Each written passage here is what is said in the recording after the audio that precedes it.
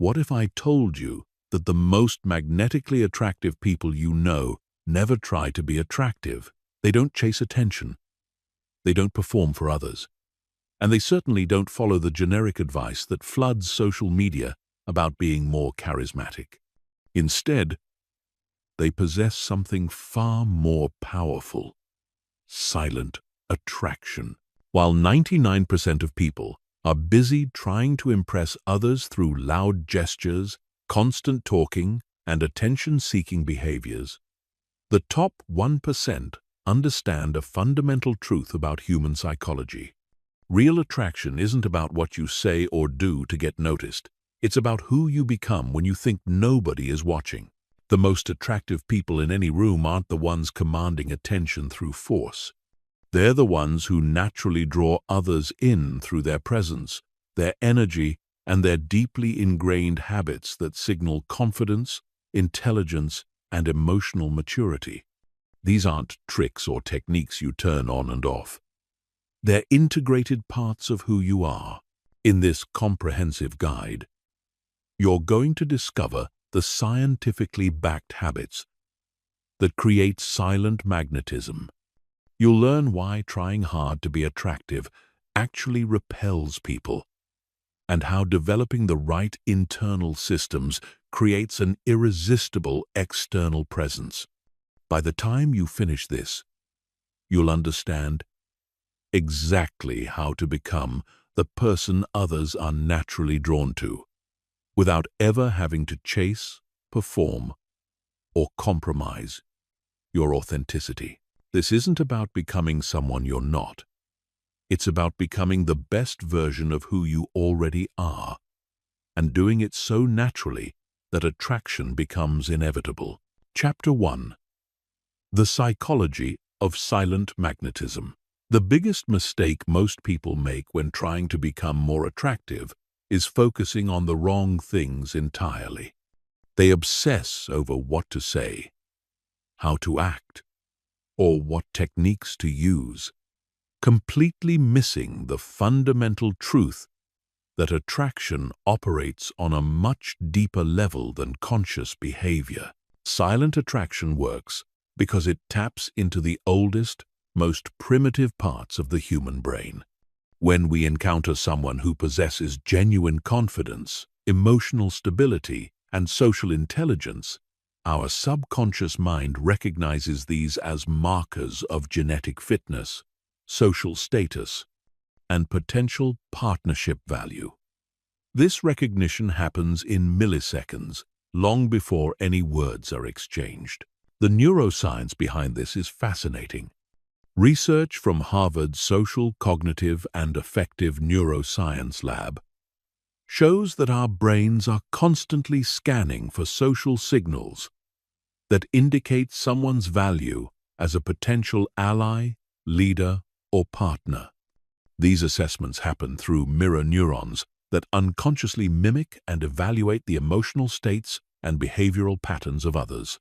When you encounter someone with silent magnetism, your brain picks up on hundreds of microsignals. Their posture communicates confidence without arrogance. Their breathing patterns suggest emotional regulation. Their eye contact demonstrates presence and attention. Their movement patterns indicate physical awareness and control. None of these require them to say a single word, yet they create an immediate impression of attractiveness. This is why the most charismatic leaders, successful entrepreneurs, and naturally attractive people often seem effortless in their appeal. They're not performing attraction, they're embodying it. Their habits, mindset, and internal state create an external presence that others find magnetic. The research of Dr. Albert Mehrabian revealed that only 7% of communication impact comes from words, while 38% comes from vocal qualities and 55% from body language and presence. This means that 93% of your attractiveness has nothing to do with what you say and everything to do with how you carry yourself and the energy you project. But here's where most people get it wrong. They try to fake these signals through surface-level changes. They force better posture, practice scripted conversations, or adopt behaviors that don't match their internal state. This creates incongruence, and humans are exceptionally good at detecting incongruence. When your external behavior doesn't match your internal reality, people sense something is off, even if they can't articulate why. Silent attraction works because it's authentic. It emerges from genuine self-development, real confidence, and actual competence. You can't fake the calm presence of someone who has learned to regulate their emotions. You can't mimic the natural confidence of someone who has built real skills and overcome genuine challenges. You can't replicate the social ease of someone who genuinely cares about others and has developed emotional intelligence. This is why the habits we're going to explore aren't just behaviors to adopt. They're transformative practices that change who you are at a fundamental level. When you develop these habits consistently, they rewire your nervous system, reshape your identity, and transform your presence in ways that create genuine magnetism. The people who possess silent attraction have typically spent years, often unconsciously, developing habits that signal high value to others. They've learned to be comfortable with themselves, to regulate their emotions under pressure, to show genuine interest in others, and to move through the world with purpose and presence. These aren't personality traits they were born with. They're skills they developed through consistent practice. Understanding this distinction is crucial because it means silent attraction is learnable. You don't need to be naturally extroverted, exceptionally good-looking, or blessed with charisma. You need to develop the internal qualities that create external magnetism. You need to build the habits that signal confidence, competence, and emotional maturity to everyone you encounter. The transformation happens from the inside out. As you develop these habits, they become part of your identity. You stop thinking about being attractive and start simply being attractive. You stop performing for others and start operating from a place of genuine confidence and self-assurance. This internal shift creates an external presence that others find irresistibly magnetic. Chapter 2. The Foundation of Presence and Energy Management. Before we dive into specific attractive habits, you need to understand the foundation that makes everything else possible: your presence and energy management. This is the invisible force that determines whether people are drawn to you or unconsciously avoid you, regardless of what you say or do. Presence is not about being the loudest person in the room or demanding attention. True presence is about being fully engaged with the current moment and the people in it. It's about having such complete awareness and control over your internal state that others can feel your groundedness and stability. The neuroscience of presence reveals why this quality is so magnetically attractive. When you're truly present, your nervous system is regulated, your breathing is deep and controlled, and your body language naturally opens up. This creates what researchers call psychological safety for others. People unconsciously relax around those who are genuinely present because they sense no threat, no agenda, and no emotional instability. Most people exist in a state of partial presence. They're physically in one place while mentally somewhere else. They're thinking about what happened earlier, worrying about what might happen later, or planning what they'll say next in the conversation. This scattered attention creates an energy that others find draining rather than attractive. Developing true presence starts with learning to manage your internal energy. Your energy is the sum total of your thoughts, emotions, physical state, and attention. When these elements are aligned and controlled, you project an energy that others find compelling. When they're scattered or conflicted, you project an energy that repels others, even if you're saying all the right things.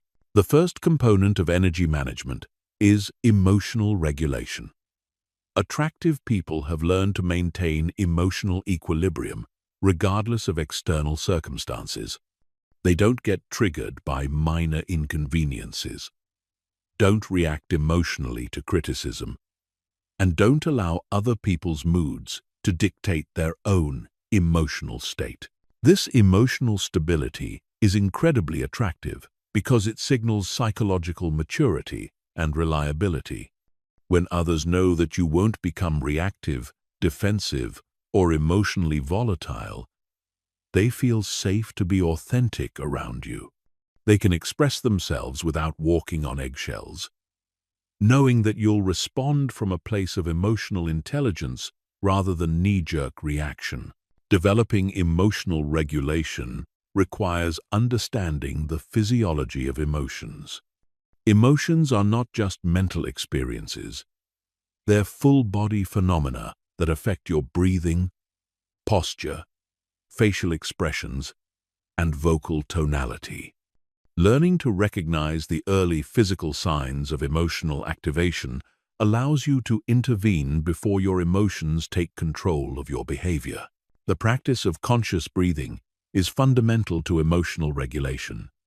When you breathe deeply and slowly, you activate your parasympathetic nervous system, which promotes calm and clear thinking.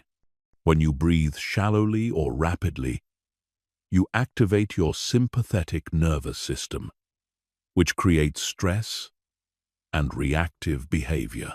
Attractive people have often unconsciously developed breathing patterns that keep them in a state of calm alertness. They breathe from their diaphragm rather than their chest. They maintain a slow and steady rhythm, and they use their breath to reset their emotional state when needed. This creates a physical foundation for emotional stability that others can sense even from across a room. The second component of energy management is attention control. Where you place your attention determines the quality of your presence and the impact you have on others. When your attention is scattered across multiple concerns, your presence becomes diluted and unfocused. When your attention is completely engaged with the person or situation in front of you, your presence becomes magnetic.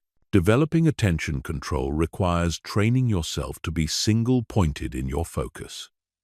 This means when you're in a conversation, you're 100% present with that conversation. You're not thinking about your phone, planning your next activity, or judging what the other person is saying.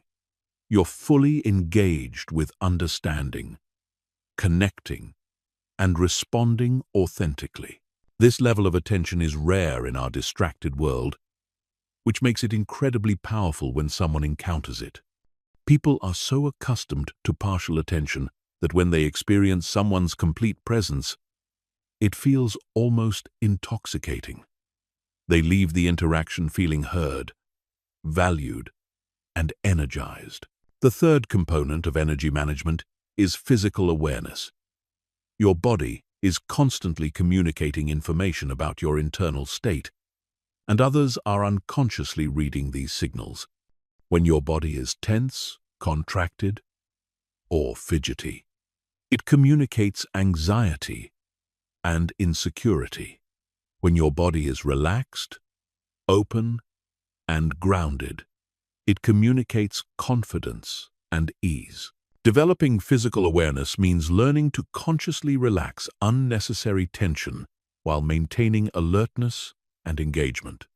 It means becoming aware of your posture, your facial expressions, and your movement patterns. It means understanding how your physical state affects your mental and emotional state, and vice versa. Many people carry chronic tension in their shoulders, jaw, or stomach without realizing it. This tension not only affects how they feel internally, but also creates an energy that others find uncomfortable. Learning to consciously release this tension while maintaining good posture and alert engagement creates a physical presence that others find appealing and calming. The integration of emotional regulation, attention control, and physical awareness creates what we might call grounded presence. This is the quality that makes someone's energy feel solid, stable, and attractive. It's not about being perfect or never experiencing difficult emotions. It's about having the skills to navigate your internal world in a way that allows you to show up authentically and powerfully in your external world. When you develop grounded presence, several things happen automatically. Your voice becomes more resonant and calm. Your eye contact becomes more steady and genuine. Your movement becomes more fluid and purposeful. Your listening becomes more attentive and empathetic.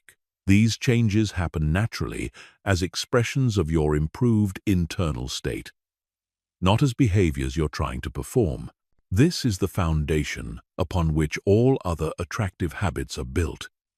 Without grounded presence, even the most sophisticated social skills can feel manipulative or inauthentic.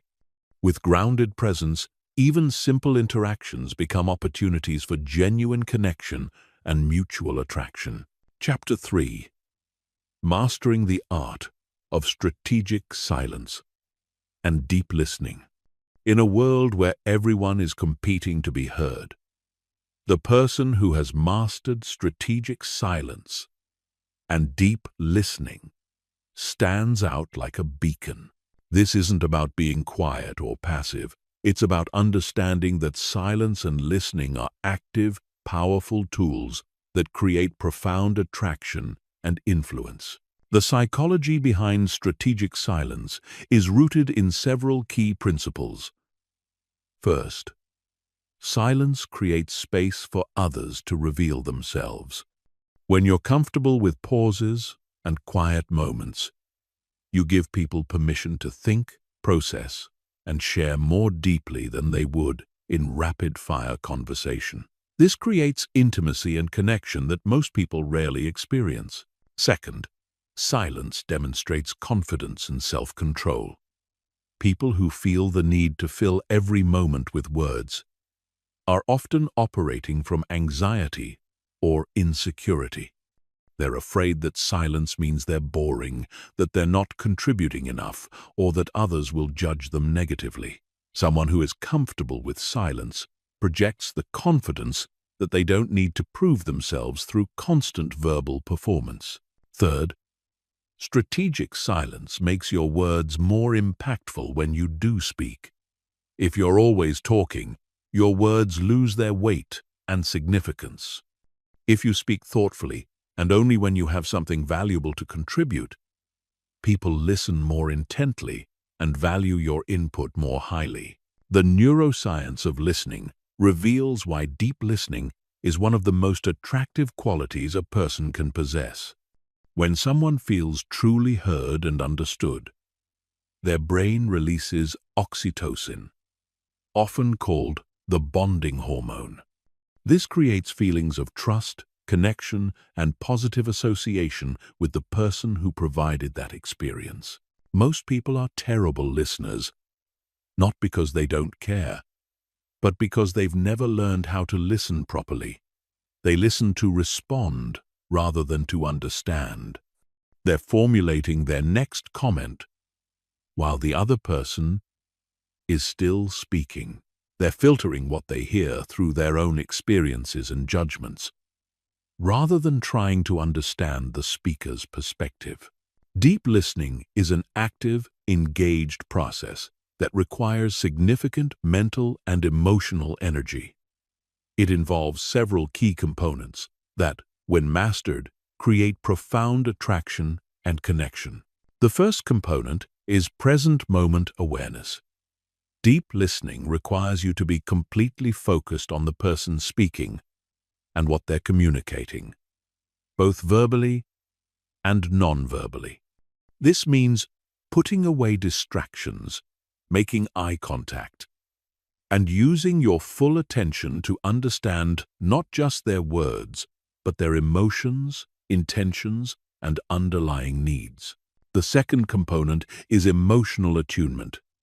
This involves listening not just to the content of what someone is saying, but to the emotional subtext.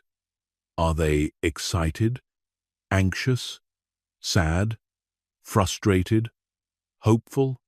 Often, the emotion behind the words is more important than the words themselves. When you can recognize and acknowledge someone's emotional state, they feel seen and validated in a way that creates deep connection. The third component is curiosity without judgment. Deep listening requires approaching others with genuine curiosity about their perspective, experiences, and thoughts. This means suspending your own judgments, opinions, and need to be right, and instead focusing on understanding how the world looks through their eyes. This level of curiosity is rare and incredibly attractive because it makes people feel valued and interesting. Most conversations involve people waiting for their turn to share their own thoughts and experiences. When someone encounters a person who is genuinely curious about them, it creates a powerful experience of being seen and appreciated for who they are. The fourth component is reflective feedback. This involves occasionally reflecting back what you've heard to ensure understanding and to demonstrate that you're actively engaged in the conversation. This might sound like, it sounds like you're feeling frustrated because, or if I understand correctly, you're saying that. This technique not only ensures clear communication, but also makes the speaker feel heard and understood. Strategic silence works in conjunction with deep listening to create what researchers call conversational leadership. This is the ability to guide conversations not through domination or excessive talking, but through thoughtful questions, strategic pauses, and creating space for others to explore their thoughts and feelings. People who have mastered conversational leadership understand that the person who asks the best questions often controls the direction and depth of the conversation. They know that a well-timed pause can be more powerful than any words. They understand that making others feel heard and understood is one of the most attractive things you can do. The practice of strategic silence also involves knowing when not to give advice or try to fix someone's problems. Many people, particularly those who are naturally helpful, make the mistake of immediately jumping to solutions when someone shares a challenge or concern. However, most of the time, people don't want solutions. They want to be heard and understood. Learning to sit with someone's discomfort without immediately trying to fix it is a profound skill that creates deep trust and connection. It demonstrates emotional maturity and respect for the other person's autonomy. It shows that you trust them to find their own solutions and that you value the process of being heard over the outcome of solving problems.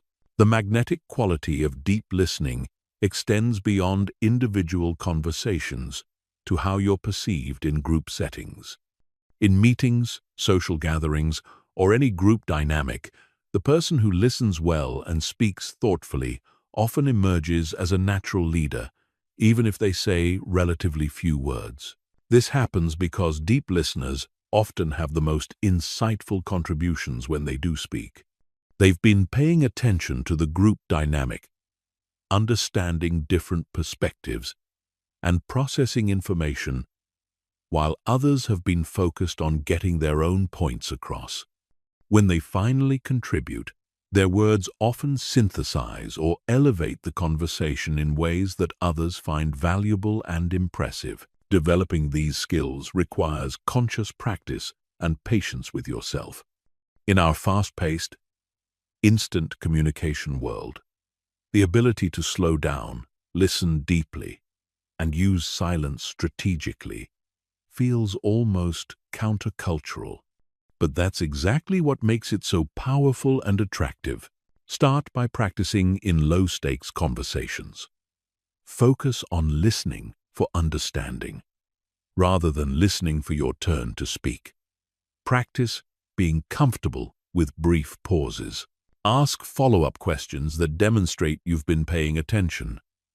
Notice how people respond when they feel truly heard and understood. As you develop these skills, you'll find that your conversations become more meaningful, your relationships deepen, and your overall attractiveness increases significantly.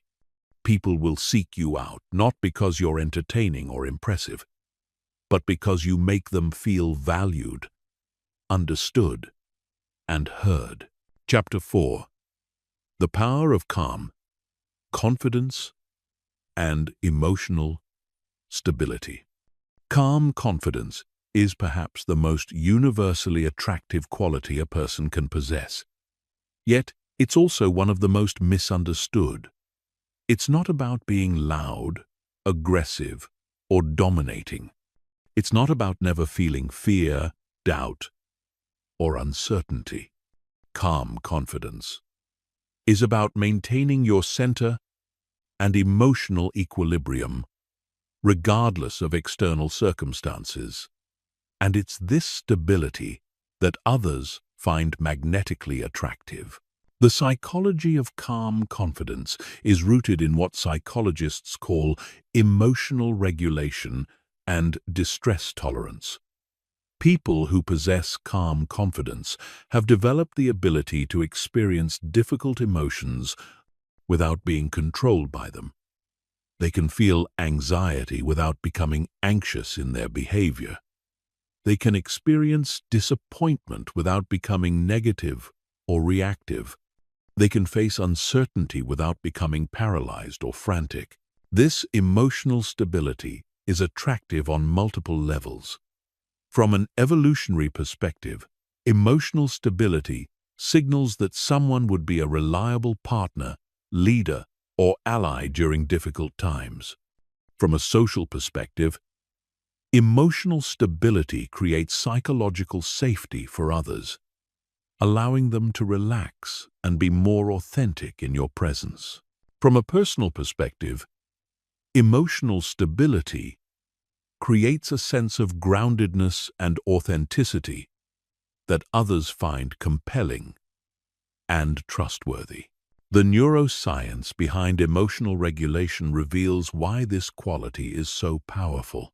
When you maintain emotional equilibrium under pressure, you're demonstrating advanced prefrontal cortex function, the part of the brain responsible for executive decision-making, impulse control, and emotional regulation. This is the most recently evolved part of the human brain, and its effective functioning signals high cognitive and emotional intelligence. People with calm confidence have typically learned to recognize the difference between feeling an emotion and being controlled by that emotion. They understand that emotions are temporary experiences that provide information about their internal state and external environment. But they don't allow these emotions to dictate their behavior or communication. This doesn't mean suppressing or denying difficult emotions. Emotional suppression actually creates more problems than it solves, and often leads to emotional explosions or passive-aggressive behavior. Instead, calm confidence involves acknowledging emotions while maintaining choice about how to respond to them. The development of calm confidence begins with understanding your emotional patterns and triggers. Most people have predictable emotional responses to certain situations, people, or stressors. They know they'll feel anxious before public speaking, frustrated in traffic, or defensive when criticized.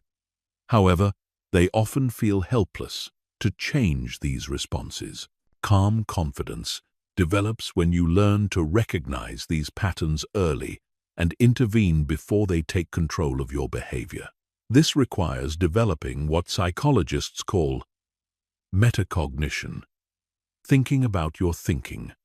You learn to observe your emotional state from a slight distance, almost like a scientist studying an interesting phenomenon. The practice of mindfulness is fundamental to developing this observational capacity. Mindfulness doesn't mean being perpetually calm or zen.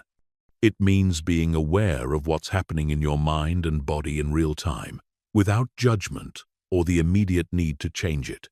This awareness creates space between stimulus and response, allowing you to choose your behavior rather than simply reacting automatically. Breathing is one of the most practical tools for maintaining calm confidence. Your breathing pattern directly affects your nervous system, and learning to breathe consciously allows you to regulate your emotional state in real time. When you notice yourself becoming triggered or reactive, a few deep, slow breaths can activate your parasympathetic nervous system and restore emotional equilibrium. Physical posture also plays a crucial role in calm confidence.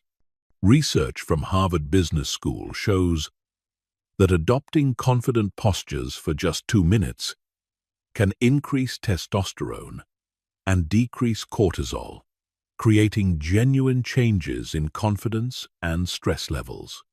Standing tall, keeping your shoulders back, and maintaining an open chest position not only makes you look more confident, but actually makes you feel more confident. Calm confidence also involves developing what researchers call stress inoculation. This means gradually exposing yourself to manageable levels of stress, uncertainty, or challenge in order to build your tolerance and response skills. Just as physical exercise builds physical strength by subjecting muscles to controlled stress, emotional exercise builds emotional strength by subjecting your nervous system to controlled challenges. This might involve taking on public speaking opportunities, having difficult conversations you've been avoiding, or putting yourself in social situations that stretch your comfort zone. The key is to choose challenges that are difficult enough to promote growth, but not so overwhelming that they create trauma or damage your confidence. The way you talk to yourself internally has a massive impact on your ability to maintain calm confidence. People with emotional stability have typically developed what psychologists call self-compassion, the ability to treat themselves with kindness and understanding during difficult moments rather than harsh self-criticism. Self-compassion doesn't mean making excuses or avoiding responsibility. It means recognizing that making mistakes, experiencing setbacks, and feeling difficult emotions are part of the human experience. It means talking to yourself the way you would talk to a good friend who was going through the same situation. This internal kindness creates emotional resilience because it prevents you from compounding difficulties with self-attack. When you make a mistake, instead of spiraling into shame and self-criticism, you can acknowledge the mistake, learn from it, and move forward with your confidence intact. Calm confidence also involves accepting uncertainty as a fundamental part of life, rather than something to be eliminated or controlled. Many people destroy their emotional equilibrium by trying to predict, control, or guarantee outcomes that are inherently uncertain. They waste enormous amounts of mental and emotional energy trying to create certainty in an uncertain world. People with calm confidence have learned to be comfortable with not knowing how things will turn out. They understand that uncertainty is not a problem to be solved, but a reality to be navigated skillfully. This acceptance allows them to take action without needing guarantees, to engage in relationships without needing to control outcomes, and to pursue goals without being attached to specific results. This comfort with uncertainty is deeply attractive because it signals emotional maturity and psychological strength. It demonstrates that you can be trusted to remain stable and functional even when things don't go according to plan. It shows that your sense of security comes from internal resources rather than external circumstances. The integration of all these elements, emotional regulation, mindfulness, physical presence, stress tolerance, self-compassion, and comfort with uncertainty, creates a quality of calm confidence that others find irresistibly attractive. It's not a performance or a facade. It's a genuine internal stability that naturally expresses itself in your presence, communication, and behavior. When you possess calm confidence, several things happen automatically. Your voice becomes more resonant and steady. Your eye contact becomes more direct and comfortable. Your movement becomes more fluid and purposeful. Your decision-making becomes clearer and more decisive. Your communication becomes more honest and direct. These changes occur naturally as expressions of your improved emotional regulation, not as behaviors you're trying to adopt. Chapter 5. Developing authentic social intelligence and emotional awareness. Social intelligence is the ability to navigate complex social situations with awareness, skill, and authenticity. It's not about manipulation or playing social games. It's about understanding the subtle dynamics of human interaction and responding in ways that create connection, trust, and mutual respect. This quality is incredibly attractive because it signals emotional maturity, empathy, and the ability to create positive experiences for others. The foundation of social intelligence is emotional awareness both of yourself and others. Most people go through social interactions with only surface-level awareness of the emotional undercurrents that are constantly flowing between people. They miss the subtle signs that someone is uncomfortable, the non-verbal cues that indicate interest or disinterest, and the emotional needs that lie beneath surface-level conversation.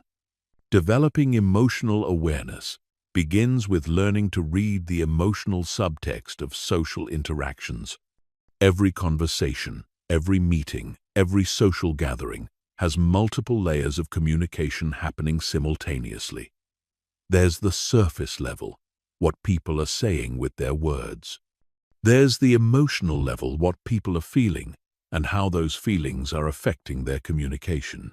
And there's the relational level, how people are positioning themselves in relation to each other and what social dynamics are at play. People with high social intelligence have learned to perceive and navigate all these levels simultaneously. They can engage in surface-level conversation while remaining aware of emotional undercurrents and relational dynamics.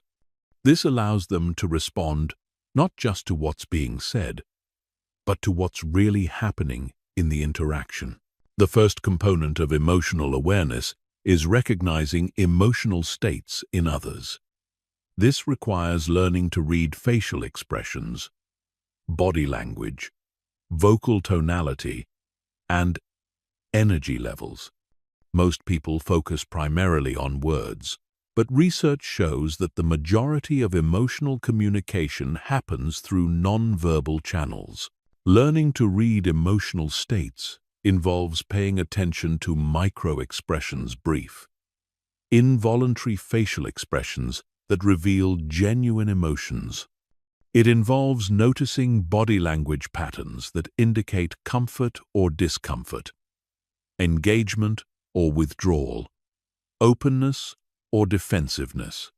It involves listening to vocal qualities like pace, tone, and volume that convey emotional information beyond the content of words. This skill develops through conscious practice and attention.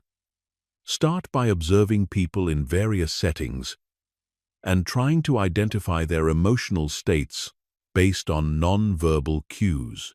Watch how people's faces, postures, and energy levels change throughout conversations.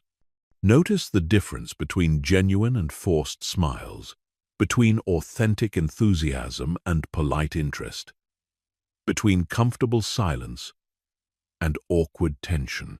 The second component of emotional awareness is understanding your own emotional impact on others. Most people are largely unconscious of the emotional effect they have in social situations. They don't realize that their anxiety makes others uncomfortable, that their excitement is overwhelming for some personality types, or that their intensity intimidates people who prefer gentler interaction styles. Developing awareness of your emotional impact requires honest self-reflection and feedback from others. It means paying attention to how people respond to your presence and communication style. Do people seem to relax or tense up around you? Do they open up or become more guarded? Do they seek out your company or seem to avoid deeper interactions? This awareness allows you to adjust your approach based on the situation and the people involved. It doesn't mean becoming a chameleon or losing your authenticity. It means understanding that emotional intelligence includes the ability to modulate your energy and communication style to create the most positive interactions possible. The third component of social intelligence is understanding group dynamics and social hierarchies.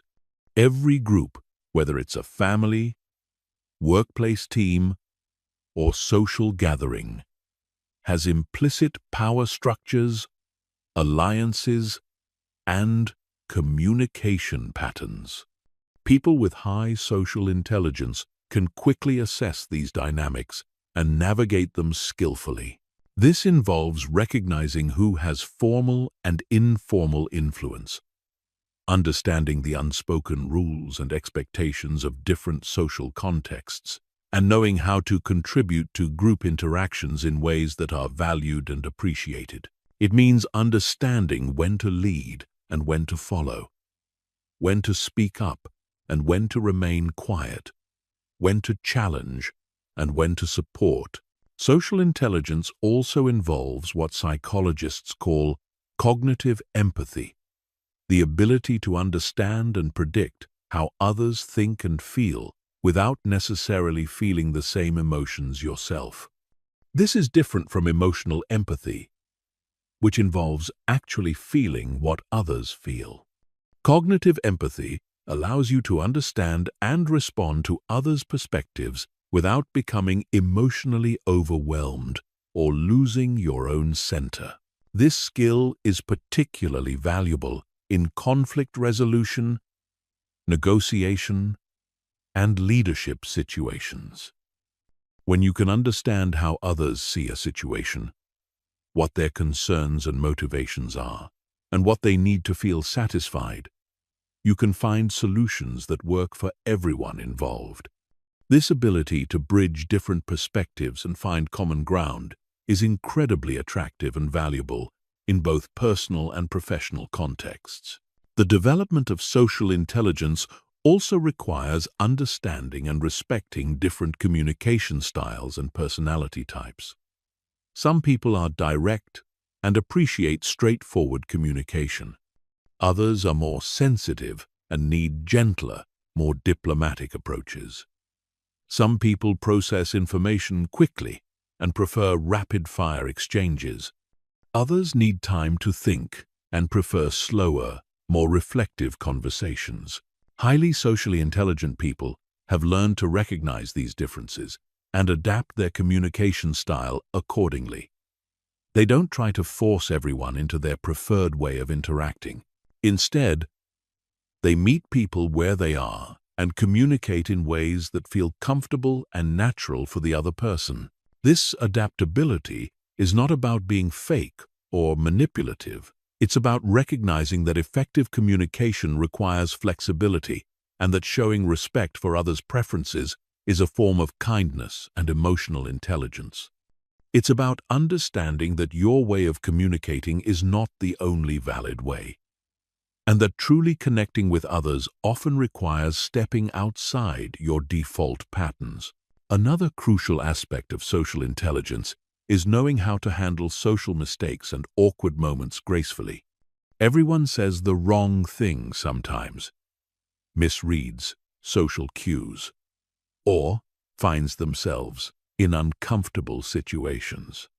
People with high social intelligence have learned to navigate these moments with humor, honesty, and grace rather than defensiveness or embarrassment. This might involve acknowledging a misunderstanding directly, using appropriate humor to diffuse tension, or simply moving past awkward moments without making them bigger than they need to be. The ability to handle social imperfection with confidence and ease is deeply attractive because it signals emotional maturity and resilience.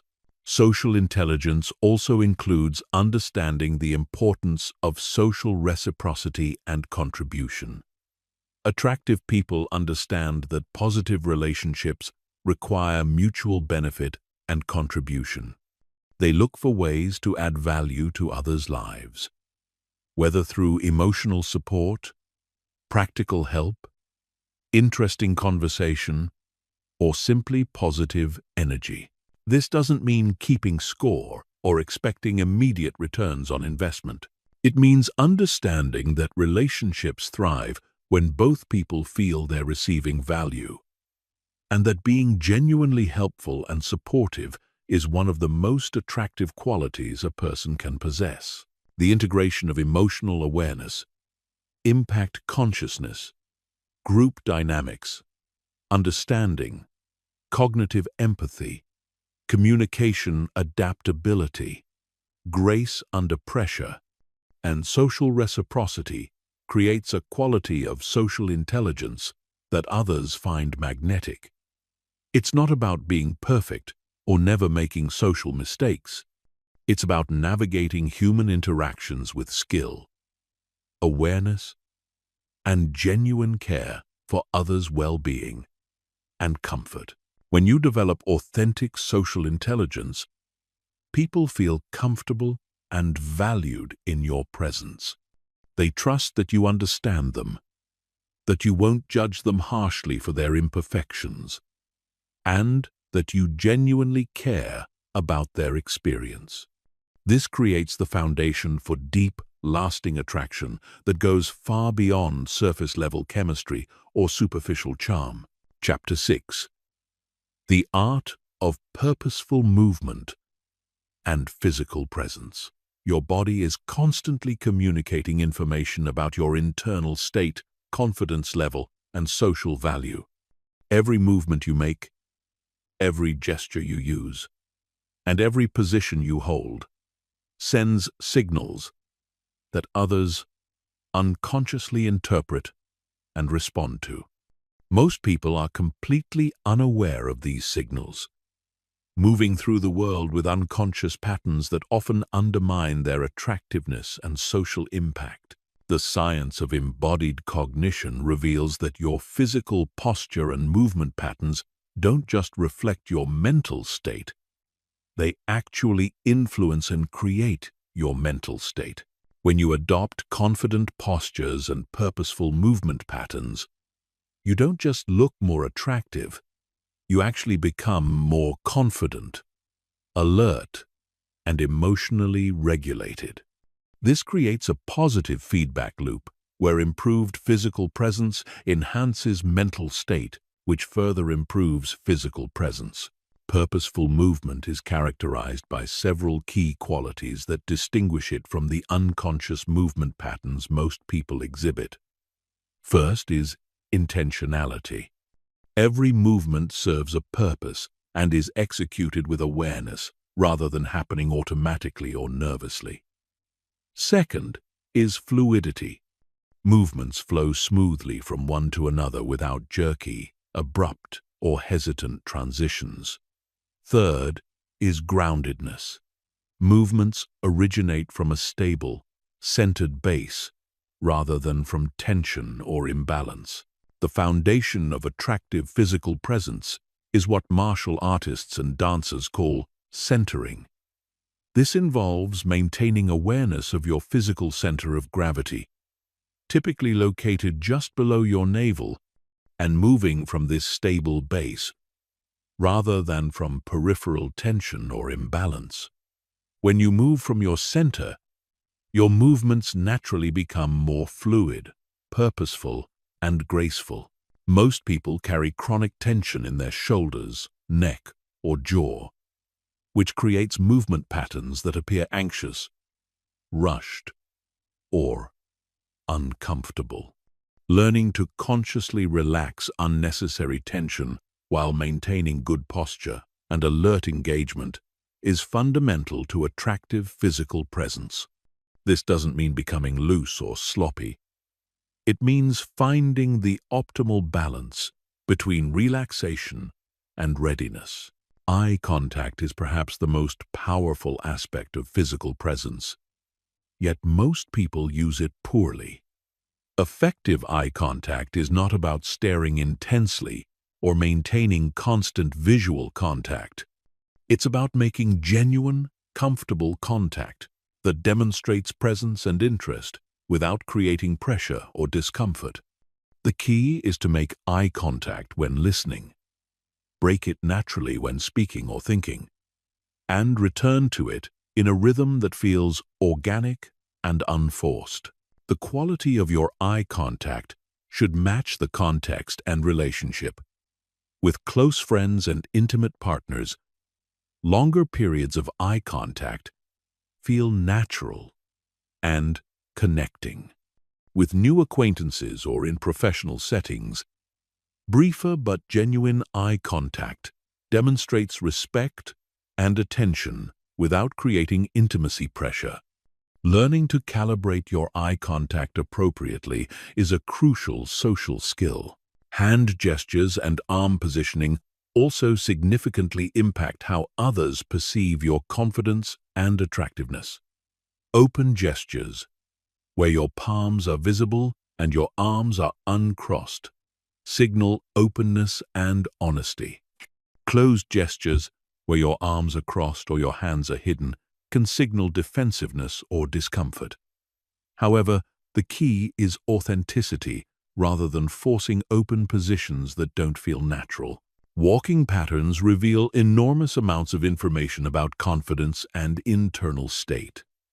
Confident walking is characterized by a steady pace, upright posture, and smooth gait. The head is held high. The shoulders are back, but not rigid, and the stride is neither rushed nor hesitant. The pace is determined by purpose rather than anxiety or self-consciousness. Many people walk too quickly because they're anxious or trying to appear busy and important. Others walk too slowly because they're uncertain or trying to avoid attention. Attractive walking finds the middle ground, moving with purpose and confidence at a pace that feels natural and unhurried. Sitting posture is equally important, particularly in social and professional settings where you may be seated for extended periods. Attractive sitting involves maintaining an upright but relaxed posture, keeping your feet grounded, and positioning your body in a way that demonstrates engagement with the environment and people around you. The way you use space also communicates important information about your confidence and social intelligence. Taking up appropriate space demonstrates confidence, while taking up too little space can signal insecurity, and taking up too much space can signal inconsideration or arrogance. Learning to gauge appropriate space usage in different contexts is a valuable social skill. Physical presence also involves being aware of and responsive to the physical comfort of others. This means maintaining appropriate personal space, being mindful of how your movements might affect others, and adjusting your physical presence based on the comfort levels and preferences of the people around you. Voice and speaking patterns are technically part of physical presence, since voice is produced by the physical mechanisms of breathing, posture, and muscle tension. Attractive vocal presence is characterized by speaking from a relaxed, grounded place rather than from tension or anxiety. This typically results in a slightly deeper, more resonant voice that carries well without being loud or forced. The pace of speech is also crucial. Many people speak too quickly when they're nervous or too slowly when they're uncertain. Attractive speech finds a moderate pace that allows for clear articulation and gives listeners time to process information without becoming bored or impatient. Developing purposeful movement and attractive physical presence requires conscious practice and body awareness. Start by spending time each day consciously observing your posture, movement patterns, and physical habits. Notice when you're holding tension, when your movements feel rushed or uncertain, and when your posture is closed or defensive. Practice basic centering exercises, such as standing with your feet shoulder-width apart, breathing deeply, and imagining roots growing from your feet into the ground.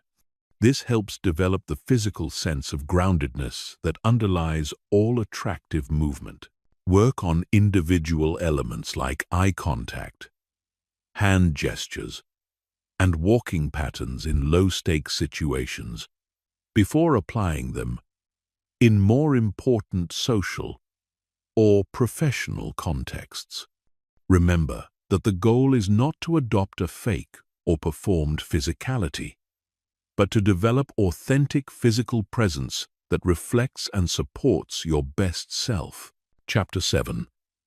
Building Unshakable Inner Confidence Through Competence. True confidence cannot be faked, performed, or adopted as a surface-level behavior. Authentic confidence emerges from competence, self-knowledge, and the accumulated evidence of your ability to handle challenges, learn from setbacks, and achieve meaningful goals. This inner confidence is far more attractive than any external display of bravado, because it's genuine, stable, and grounded in reality rather than insecurity or wishful thinking. The psychology of confidence reveals that it's not a fixed personality trait but a dynamic state that emerges from the interaction between your capabilities, your self-perception, and your track record of success in handling life's challenges. People with genuine confidence have typically invested significant time and effort in developing real skills, knowledge, and emotional resilience that give them legitimate reasons to feel capable and self-assured. The foundation of unshakable confidence is competence development. This means becoming genuinely good at things that matter to you and that create value in the world. Whether it's professional skills, creative abilities, physical fitness, emotional intelligence, or problem-solving capabilities, developing real competence gives you something solid to feel confident about. Many people try to build confidence through positive thinking or affirmations, but this approach often fails because it's not grounded in reality. Your subconscious mind knows the difference between genuine capability and wishful thinking. Real confidence develops when your self-perception aligns with actual evidence of your abilities and achievements. The process of building competence requires embracing what psychologists call productive discomfort. This means regularly challenging yourself with tasks and goals that stretch your current abilities without overwhelming you completely. It means seeking out learning opportunities that require effort, persistence, and the willingness to make mistakes while improving. This is why confident people often have a history of pursuing challenging goals and persisting through difficulties. They've accumulated evidence that they can learn new things, overcome obstacles, and achieve objectives that initially seemed difficult or impossible. This track record creates a deep sense of self-efficacy, the belief that you can handle whatever challenges life presents. Self-knowledge is another crucial component of inner confidence. This involves understanding your strengths and weaknesses, your values and priorities, and your natural patterns of thinking and behaving. When you know yourself well, you're less likely to be thrown off balance by criticism, setbacks, or unexpected challenges because you have a stable sense of who you are and what you're capable of. Developing self-knowledge requires honest self-reflection, seeking feedback from others, and paying attention to your patterns of success and struggle across different areas of life. It means being willing to acknowledge both your capabilities and your limitations without defensiveness or harsh self-judgment. Confident people typically have a realistic but positive relationship with their limitations. They don't pretend to be good at everything or try to hide their weaknesses. Instead, they acknowledge their limitations while focusing their energy on developing their strengths and working around or improving their weak areas when necessary. This honest self-assessment actually enhances rather than undermines confidence because it's based in reality rather than fantasy. When you know your genuine capabilities and limitations, you can make better decisions about what challenges to take on, what help to seek, and how to leverage your strengths most effectively. Inner confidence also requires developing what researchers call emotional resilience, the ability to bounce back from setbacks, disappointments, and failures without losing your sense of self-worth or capability. This doesn't mean never feeling hurt, disappointed, or discouraged. It means having the internal resources to process these experiences and extract learning and growth from them. Emotional resilience develops through experience with adversity and the conscious development of coping strategies and support systems. Every time you face a challenge and find a way to handle it, you build evidence of your resilience and capability. Every time you experience a setback and recover from it, you develop confidence in your ability to handle future difficulties. The way you interpret and respond to failure significantly impacts your confidence development. People with growing confidence typically view failures as learning opportunities rather than evidence of inadequacy. They extract lessons from setbacks, adjust their approach, and continue working toward their goals, rather than giving up or seeing failure as confirmation of their limitations. This growth mindset, as researcher Carol Dweck calls it, is fundamental to building lasting confidence. It means viewing abilities as developable rather than fixed, seeing challenges as opportunities to grow rather than threats to your self-image, and understanding that effort and persistence are pathways to mastery rather than signs of inadequacy. Building inner confidence also requires taking calculated risks and stepping outside your comfort zone regularly. Confidence grows through expanding your sense of what's possible and what you can handle. This means saying yes to opportunities that stretch you, taking on challenges that require you to develop new skills, and putting yourself in situations where you might fail but will definitely learn. The key is to choose challenges that are within your zone of proximal development, difficult enough to promote growth but not so overwhelming that they create trauma or destroy your confidence. This requires honest assessment of your current capabilities and thoughtful progression toward more challenging goals. Social confidence. A specific aspect of inner confidence develops through positive social experiences and the cultivation of genuine social skills. This means learning to communicate effectively, developing empathy and emotional intelligence, and building the ability to connect authentically with different types of people in various contexts. Many people struggle with social confidence because they focus on trying to impress others rather than developing the skills to connect genuinely and contribute positively to social interactions. Real social confidence comes from knowing that you can add value to others' lives, that you can handle social challenges gracefully, and that you can be authentically yourself in social situations. The development of inner confidence is a long-term process that requires patience, persistence, and self-compassion. It's not about becoming perfect or eliminating all self-doubt. It's about building a solid foundation of competence, self-knowledge, and resilience that allows you to navigate life's challenges with greater ease and effectiveness. When you possess genuine inner confidence, it naturally expresses itself in your presence, communication, and behavior, without any need for performance or pretense.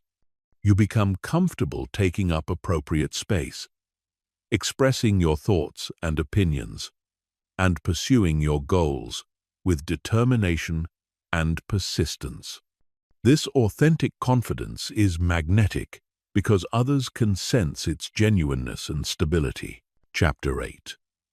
The magnetism of authentic curiosity and genuine interest in others. In a world where most people are primarily focused on themselves, their own problems, and their own desires to be heard and understood, the person who possesses authentic curiosity about others stands out as remarkably attractive and magnetic. This isn't about being nosy or intrusive. It's about having a genuine fascination with the complexity, experiences, and perspectives of other human beings. The psychology behind why curiosity is so attractive is rooted in fundamental human needs for validation, understanding, and connection. When someone shows genuine interest in who you are, what you think, and how you experience the world, it creates a powerful feeling of being valued and appreciated. This experience is rare enough that when people encounter it, they often find themselves drawn to the person who provided it.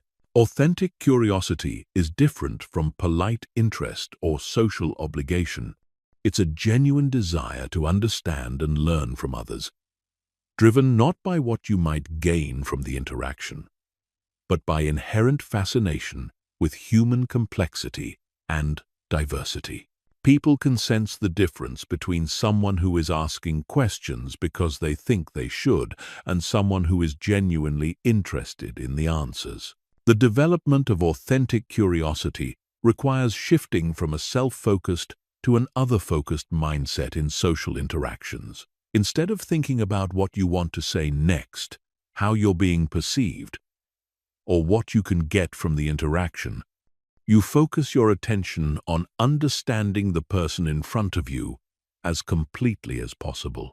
This shift often reveals how interesting and complex other people actually are.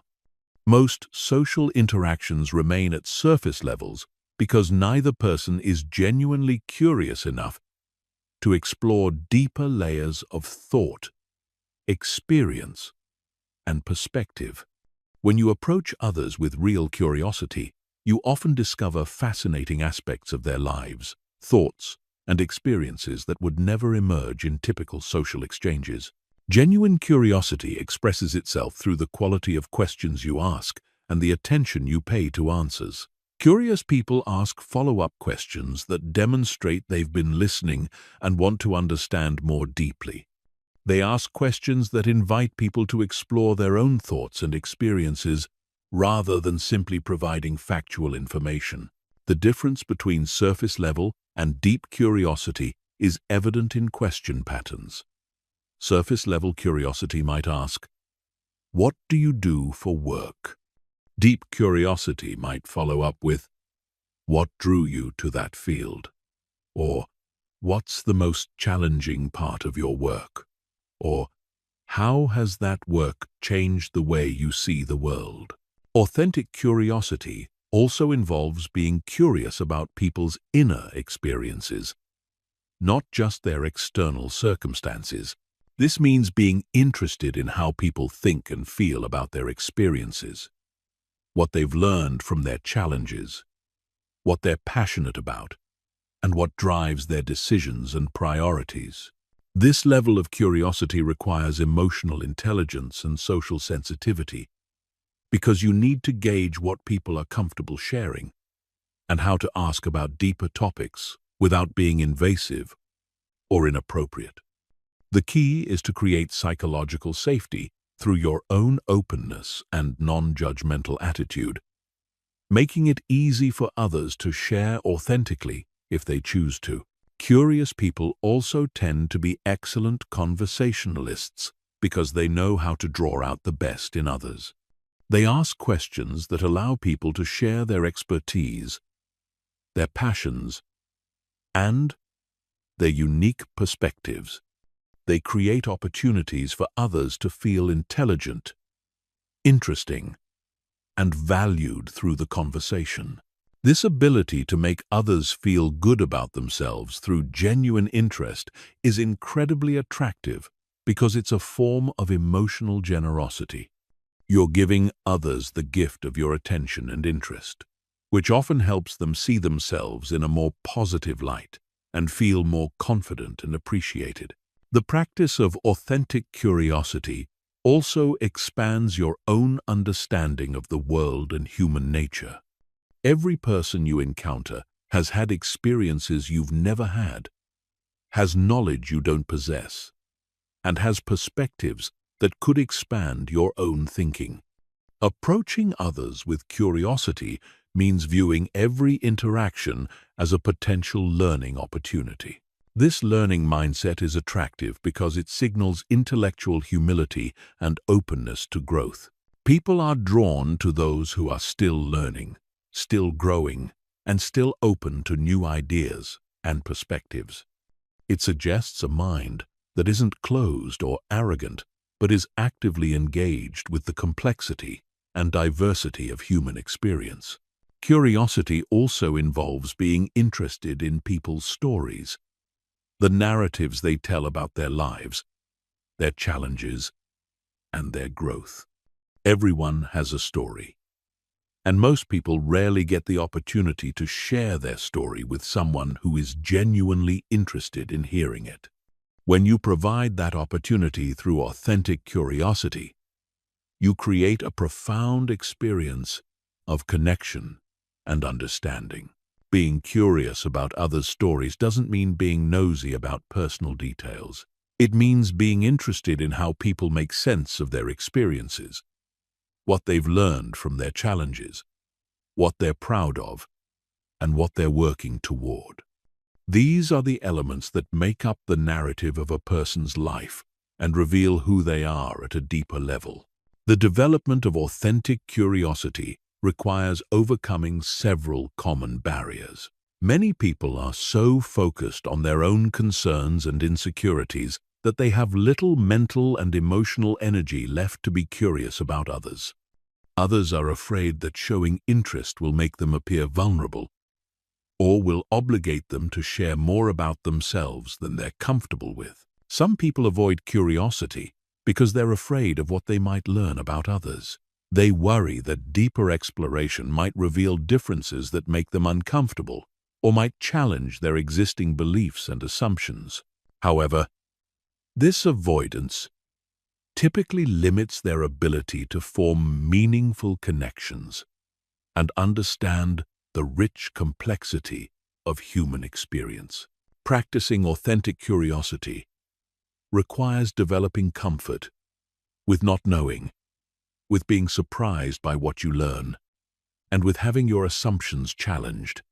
It means approaching others with what Zen practitioners call beginner's mind, the willingness to encounter each person as if meeting them for the first time, without predetermined judgments or expectations. The cultivation of curiosity also involves becoming more comfortable with silence and pauses in conversation. When you ask a thoughtful question, people often need time to think before responding authentically. Being patient with these pauses and not rushing to fill silence shows respect for the person's thought process and often leads to more meaningful responses. Authentic curiosity extends beyond individual conversations to include curiosity about different cultures, perspectives, and ways of life. This broader curiosity makes you a more interesting person because you're constantly learning and growing, and it makes you more attractive because people can sense your openness and willingness to engage with diversity and complexity. When you develop authentic curiosity as a core part of how you engage with others, several things happen naturally. People seek out your company because they enjoy how they feel when talking with you. They share more openly because they trust your genuine interest. They view you as someone who understands and appreciates them for who they really are. This creates the foundation for deep attraction that goes far beyond surface-level chemistry or social performance. Chapter 9. Mastering Non-Verbal Communication and Subtle Influence.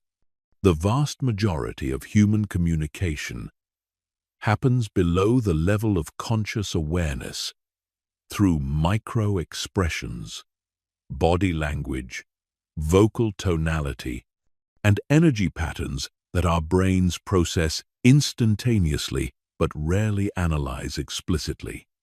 People with magnetic attraction have typically developed, often unconsciously, the ability to communicate powerfully through these non-verbal channels while remaining sensitive to the non-verbal communications of others. The science of non-verbal communication reveals that humans are constantly transmitting and receiving emotional and social information through channels that operate faster than conscious thought. Within milliseconds of encountering someone, your brain has assessed their emotional state, confidence level, social status, and potential threat or attraction level based primarily on non-verbal cues. This means that your non-verbal communication is constantly shaping how others perceive and respond to you, regardless of what you're saying with words. People who understand and master these subtle communication channels have an enormous advantage in creating attraction, influence, and connection because they're communicating effectively on the channels that have the greatest impact. The foundation of powerful non-verbal communication is congruence between your internal state and external expression. When your thoughts, emotions, and intentions are aligned and authentic, your non-verbal communication naturally becomes more powerful and attractive. When there's incongruence between what you're thinking and feeling internally and what you're expressing externally, people sense something is off, even if they can't articulate what it is. This is why working on your internal state is so crucial for developing attractive, non-verbal communication. You can't fake the micro-expressions, energy patterns, and subtle cues that emerge from genuine confidence, emotional stability, and authentic interest in others. These qualities must be developed genuinely to be communicated authentically. Facial expressions are one of the most powerful forms of non-verbal communication. Yet most people are largely unconscious of what their face is communicating. Research has identified dozens of distinct facial expressions that convey specific emotions and social information. Learning to recognize these expressions in others and become more conscious of your own facial communication can dramatically improve your social effectiveness. The most important facial communication skills involve eye contact patterns, genuine versus forced smiling, and overall facial relaxation. Genuine eye contact involves looking at someone when they're speaking to demonstrate attention and respect. Making contact when you're speaking to emphasize important points and breaking contact naturally to avoid creating intensity or pressure. A genuine smile involves not just the mouth but the entire face, particularly the eyes. Fake smiles are easily detected because they don't engage the muscle around the eyes that create the slight squinting and wrinkles that accompany authentic positive emotion. Learning to smile genuinely when you feel positive and to maintain a neutral but pleasant expression when you don't feel particularly positive is more attractive than forcing fake smiles. Vocal tonality carries enormous amounts of emotional and social information. The pace, pitch, volume, and resonance of your voice communicate confidence, emotional state, and social positioning more powerfully than the words you're speaking. Most people are unconscious of their vocal patterns and how they affect others' perceptions and responses. Attractive vocal communication is typically characterized by speaking from a relaxed, grounded place in your body rather than from tension or anxiety. This usually results in a slightly deeper, more resonant voice that carries well without being loud or forced. The pace is moderate, allowing for clear articulation and giving listeners time to process information. Vocal confidence also involves being comfortable with pauses and silence rather than filling every moment with sound.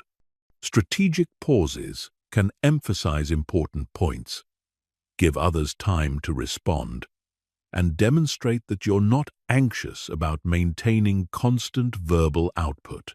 Posture and body positioning communicate social status, confidence, and emotional state more quickly than any other form of non-verbal communication.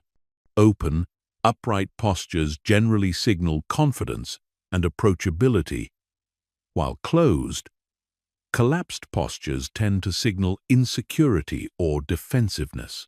However, the key is not to adopt rigid power poses, but to find postures that feel both confident and authentic to you. This usually involves maintaining an upright spine, keeping your shoulders back but relaxed, and positioning your body in a way that demonstrates engagement with your environment and the people in it. The way you use space also communicates important social information. Taking up appropriate space demonstrates confidence without being inconsiderate. This involves being aware of how much physical space you're occupying and whether it's appropriate for the context and the comfort of others around you. Gesture patterns significantly impact how your communication is received and understood. Open gestures, where your palms are visible and your movements are fluid, tend to be perceived as more trustworthy and engaging than closed gestures or sharp, jerky movements. The key is developing gestures that feel natural and support your verbal communication rather than distracting from it. This usually means using gestures that emerge from genuine enthusiasm or emphasis, rather than trying to adopt prescribed hand movements that don't match your personality or communication style. Energy and presence are perhaps the most subtle but powerful forms of nonverbal communication. Your overall energy level, emotional state, and quality of attention create an invisible but palpable influence on everyone around you. People can sense whether you're genuinely present and engaged or distracted and disconnected, whether you're calm and centered or anxious and scattered. Developing attractive energy and presence requires working on your internal state through practices like meditation, physical exercise, emotional regulation techniques, and stress management. When your internal state is calm, confident, and genuinely interested in others, This naturally expresses itself in your energy and presence without any need for performance or technique. Subtle influence through non-verbal communication involves understanding how your presence affects others and learning to create positive experiences for the people around you. This doesn't mean manipulation or trying to control others' responses. It means becoming skilled at creating environments where others feel comfortable, valued, and appreciated. This might involve matching the energy level of others when appropriate, using mirroring techniques to create unconscious rapport, or simply maintaining such positive, stable energy that others feel better when they're around you. The goal is always to create mutual benefit and positive experiences rather than one-sided advantage. Reading others' non-verbal communication is equally important for developing social intelligence and attraction. Learning to recognize signs of comfort and discomfort, interest and boredom, agreement and disagreement, allows you to adjust your approach and respond more effectively to others' needs and preferences. This skill develops through conscious observation and practice. Start paying attention to how people's facial expressions, postures, and energy levels change throughout conversations. Notice the non-verbal signs that indicate someone is engaged versus distracted, comfortable versus uncomfortable, interested versus polite but disengaged. The mastery of nonverbal communication is not about becoming a perfect performer, but about developing authentic presence and communication skills that allow your best qualities to be expressed naturally and powerfully. When your nonverbal communication is congruent with your genuine thoughts and feelings, it becomes a powerful tool for creating attraction, connection, and positive influence in all your relationships. Chapter 10. Creating meaningful connections without neediness or desperation. The ability to form deep, meaningful connections with others while maintaining your own center and independence is perhaps the most attractive quality a person can possess. This skill allows you to engage authentically and openly with others without the energy-draining neediness or desperate attachment that repels people and prevents genuine intimacy from developing. The psychology of neediness reveals why it's so destructive to attraction and connection. When you approach relationships from a place of need or desperation, you're essentially communicating that you don't have enough internal resources to feel complete or secure on your own. This creates pressure for the other person to fill your emotional needs, which most people find overwhelming and unattractive. Neediness also distorts your ability to see and respond to others clearly, because you're filtering everything through the lens of your own unmet needs. Instead of being genuinely curious about others and responsive to their needs and preferences, you become focused primarily on what you can get from them to feel better about yourself. The foundation of creating meaningful connections without neediness is developing what psychologists call secure attachment and emotional independence.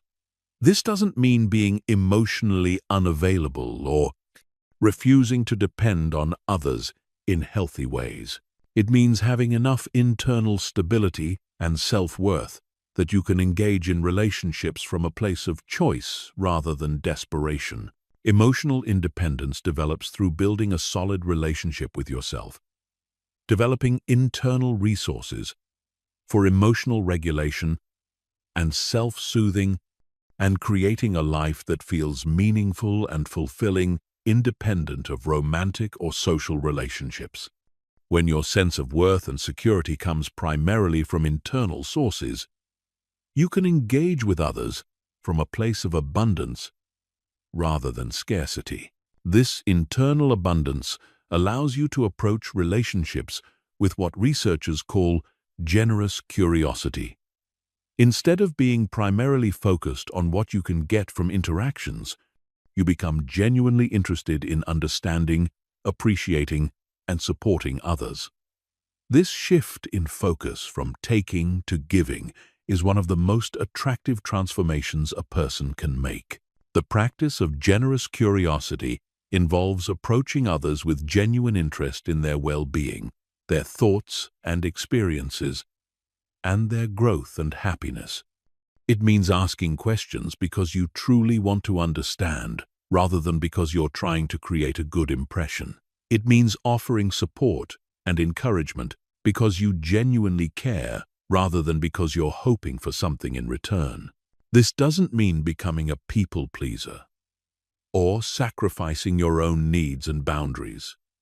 Healthy connection requires maintaining your own center while being genuinely responsive to others.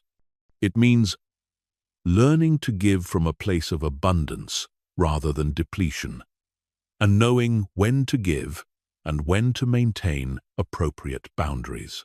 Creating meaningful connections also requires developing what attachment researchers call differentiation, the ability to remain yourself while in close relationship with others.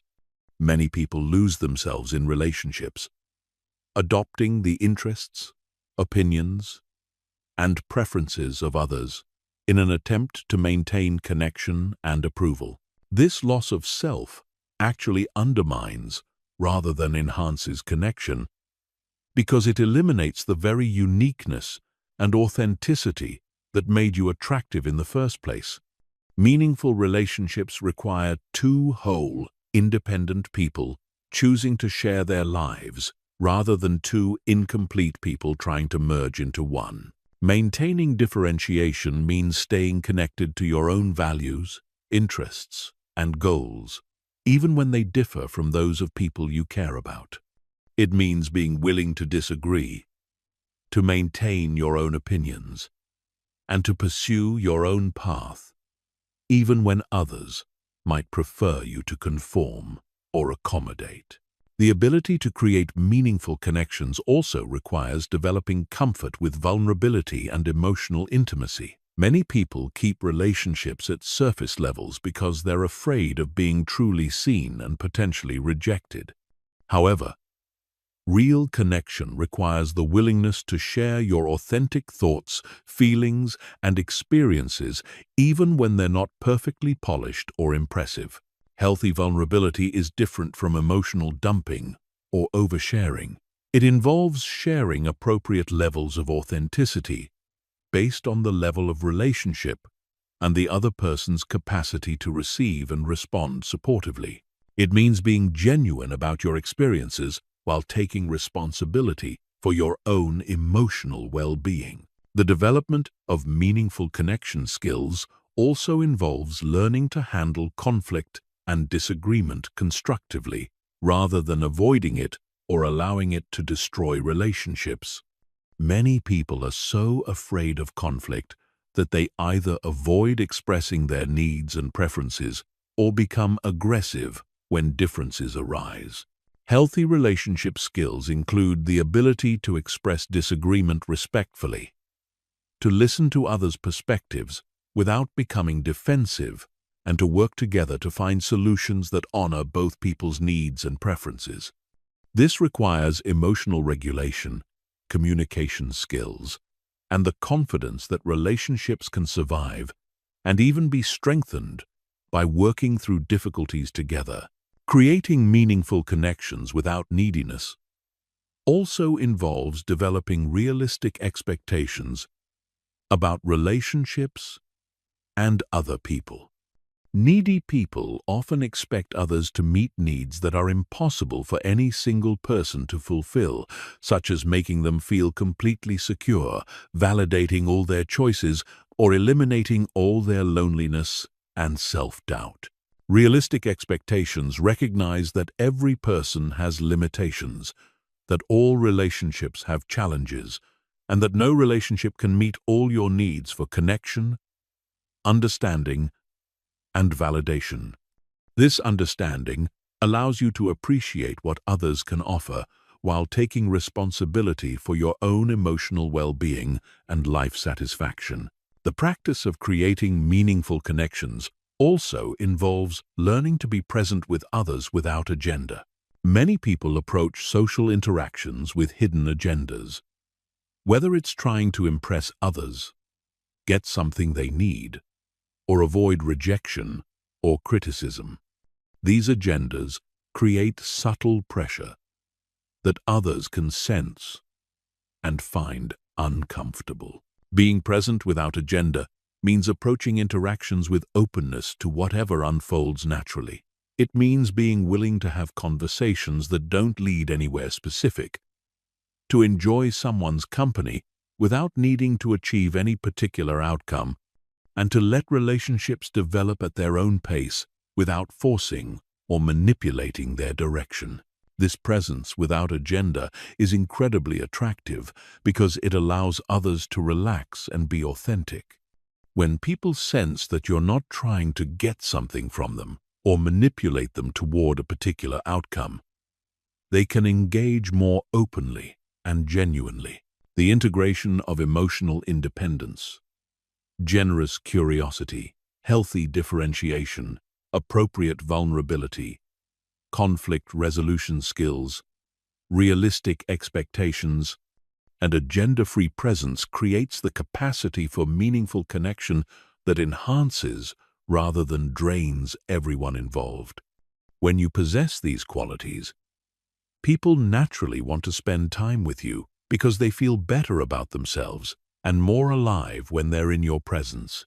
This approach to relationships creates upward spirals, where positive interactions lead to deeper trust, which leads to more authentic sharing, which leads to stronger connection, which creates more positive interactions. The result is relationships that enrich everyone involved and serve as a source of attraction for others who want to experience the same quality of connection in their own lives. Chapter 11. Reading Social Dynamics and Navigating Complex Group Interactions. The ability to quickly assess and skillfully navigate complex social dynamics is one of the most sophisticated forms of social intelligence, and it's incredibly attractive because it demonstrates emotional maturity, awareness, and the ability to create positive experiences for everyone involved. Most people are largely unconscious of the invisible social currents that flow through every group interaction, missing crucial information that could help them connect more effectively and contribute more positively. Every social group, whether it's a family gathering, workplace meeting, or party with friends, has multiple layers of dynamics operating simultaneously. There are formal hierarchies and informal power structures, existing relationships and tensions, unspoken rules and expectations, and individual personalities with different needs and communication styles. People who can perceive and navigate these dynamics skillfully become natural leaders and sought-after companions. The foundation of reading social dynamics is developing what researchers call social situational awareness. This involves stepping back from your own concerns and anxieties to observe the broader patterns of interaction, the emotional undercurrents, and the needs and motivations of different individuals within the group context. Most people enter social situations focused primarily on their own performance, worrying about how they're being perceived, what they should say next, or whether they're fitting in appropriately. This self-focused attention prevents them from seeing the rich complexity of social information that's constantly available. Shifting to social situational awareness means asking different questions. What's the overall energy and mood of this group? Who are the formal and informal leaders? What are the unspoken tensions or alliances? Who seems comfortable and who seems out of place? What does this particular group value and appreciate? How can I contribute positively to the collective experience? The skill of reading power dynamics is particularly important for navigating complex social situations effectively. Every group has both formal authority structures and informal influence patterns. Understanding who has what kind of power and how they use it allows you to position yourself appropriately and contribute in ways that are valued and appreciated. Formal power is usually obvious through titles, roles, or explicit authority. Informal power is more subtle and emerges through things like expertise, charisma, social connections, or the ability to influence group decisions and directions. Often, the people with the most informal power are not the ones with the highest formal titles. Learning to recognize informal power requires paying attention to who others look to for opinions, whose suggestions get implemented, who can change the mood or direction of conversations, and who seems to have the most social capital within the group. These observations help you understand the real dynamics, rather than just the surface-level organizational chart. The ability to read emotional undercurrents is equally important for social navigation. Groups always have emotional dynamics that are separate from the explicit content of conversations. There might be excitement, tension, boredom, anxiety, competition, or affection flowing between different members, and these emotions significantly affect how interactions unfold. Developing emotional radar involves paying attention to body language, vocal tonality, energy levels, and the subtle shifts that occur when certain topics are raised or certain people speak. You start to notice when someone's words don't match their emotional state, when there are undiscussed tensions between individuals, or when the group energy changes in response to particular triggers. Understanding group roles and dynamics also helps you navigate complex interactions more skillfully. Different people naturally fall into different roles within groups. The leader, the supporter, the challenger, the peacemaker, the entertainer, the observer. Recognizing these patterns helps you understand how you can contribute most effectively and how to work with, rather than against, the natural group dynamics. Sometimes, the most valuable contribution you can make is stepping into a role that's missing or supporting someone who's already filling an important role effectively. If there's natural leadership emerging, you might be most helpful by being an effective supporter rather than competing for leadership. If there's conflict, you might be most valuable as a peacemaker rather than taking sides. The skill of strategic positioning involves understanding how to place yourself within group dynamics to maximize your positive impact and minimize unnecessary conflict or tension. This doesn't mean being manipulative or fake. It means being thoughtful about how your natural personality and strengths can best serve the group's needs and goals. Strategic positioning also involves knowing when to lead and when to follow, when to speak up and when to listen, when to challenge and when to support. These decisions should be based on reading the current dynamics and understanding what the group needs in that moment, rather than following rigid personal patterns or trying to always play the same role. Advanced social navigation also requires understanding and respecting different communication styles and cultural backgrounds within diverse groups. What feels like confident leadership to one person might feel like aggression to another.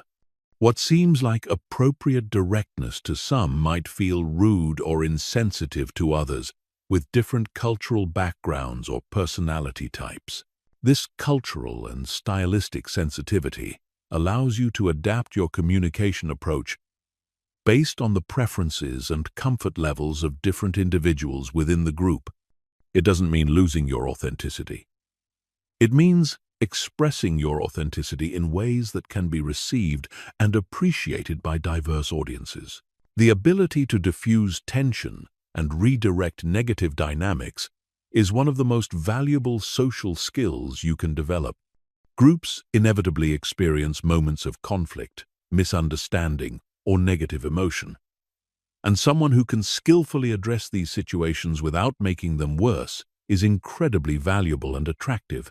Tension diffusion might involve acknowledging different perspectives without taking sides, introducing humor appropriately to lighten the mood, redirecting conversation toward common ground, or simply modeling the calm, respectful energy that you want to see in the group. The key is intervening early before conflicts escalate and become more difficult to resolve. Reading and responding to group energy levels is another sophisticated social skill. Groups have natural rhythms of energy that ebb and flow throughout interactions. Sometimes the energy is high and playful. Sometimes it's serious and focused. Sometimes it's tired and ready for closure. Matching and working with these energy patterns rather than fighting against them makes you a more effective and appreciated group member. This might mean introducing energizing activities when the group seems sluggish, suggesting more relaxed conversation when people seem overstimulated, or recognizing when it's time to transition to different topics or conclude the interaction. Being attuned to group energy and responsive to group needs demonstrates sophisticated social intelligence that others find attractive and valuable. The development of these skills requires conscious practice and observation.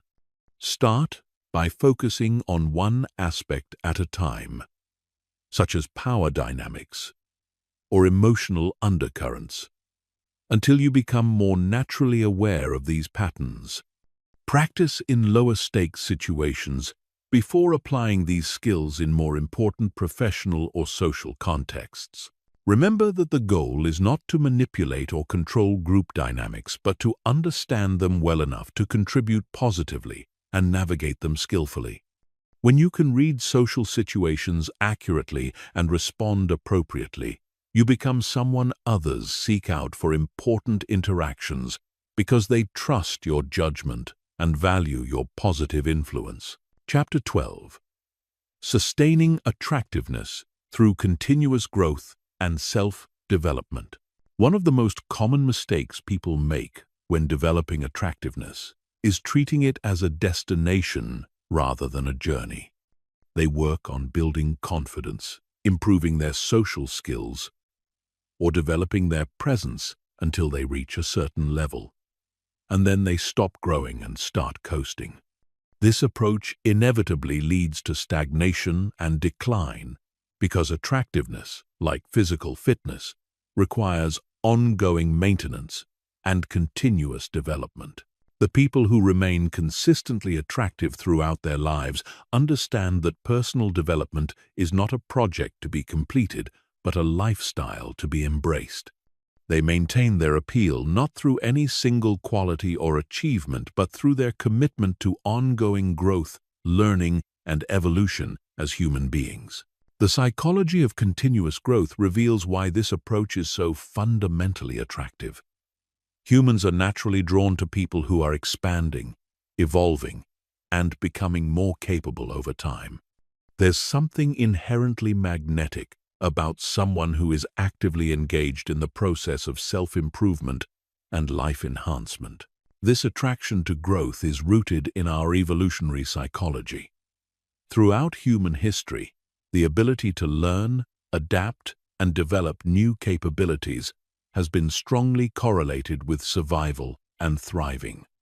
People who continue growing signal that they have the mental flexibility and resilience needed to handle whatever challenges life might present. Continuous growth also prevents the staleness and predictability that can undermine long-term attractiveness. When you're constantly learning new things, developing new skills, and exploring new aspects of yourself and the world, you remain interesting and dynamic. There's always something new to discover about you, which keeps relationships fresh and engaging. The foundation of sustainable attractiveness is what researchers call intrinsic motivation, the drive to grow and develop that comes from internal satisfaction, rather than external rewards or validation. People who are intrinsically motivated to improve maintain their development efforts even when no one is watching or rewarding them, because the process itself is fulfilling and meaningful. Developing intrinsic motivation for growth requires connecting your development efforts to your deeper values and long-term vision for your life. When you see personal growth as an expression of your commitment to becoming your best self, rather than as a way to gain approval or achieve specific outcomes, you're more likely to maintain your efforts consistently over time. This means choosing growth opportunities that genuinely interest and challenge you, rather than simply following what others think you should develop. It means pursuing excellence because you value excellence, developing skills because you enjoy mastery, and expanding your capabilities because you're curious about your potential. The practice of continuous learning is fundamental to maintaining long-term attractiveness. This doesn't necessarily mean formal education, although that can be valuable. It means maintaining curiosity about the world and your place in it, seeking out new experiences and perspectives, and remaining open to changing your mind when you encounter better information or ideas. Continuous learners are attractive because they're mentally alive and engaged with the world around them. They have interesting things to talk about, fresh perspectives to share, and the intellectual humility to admit when they don't know something and want to learn more. They avoid the intellectual stagnation that makes people boring and predictable.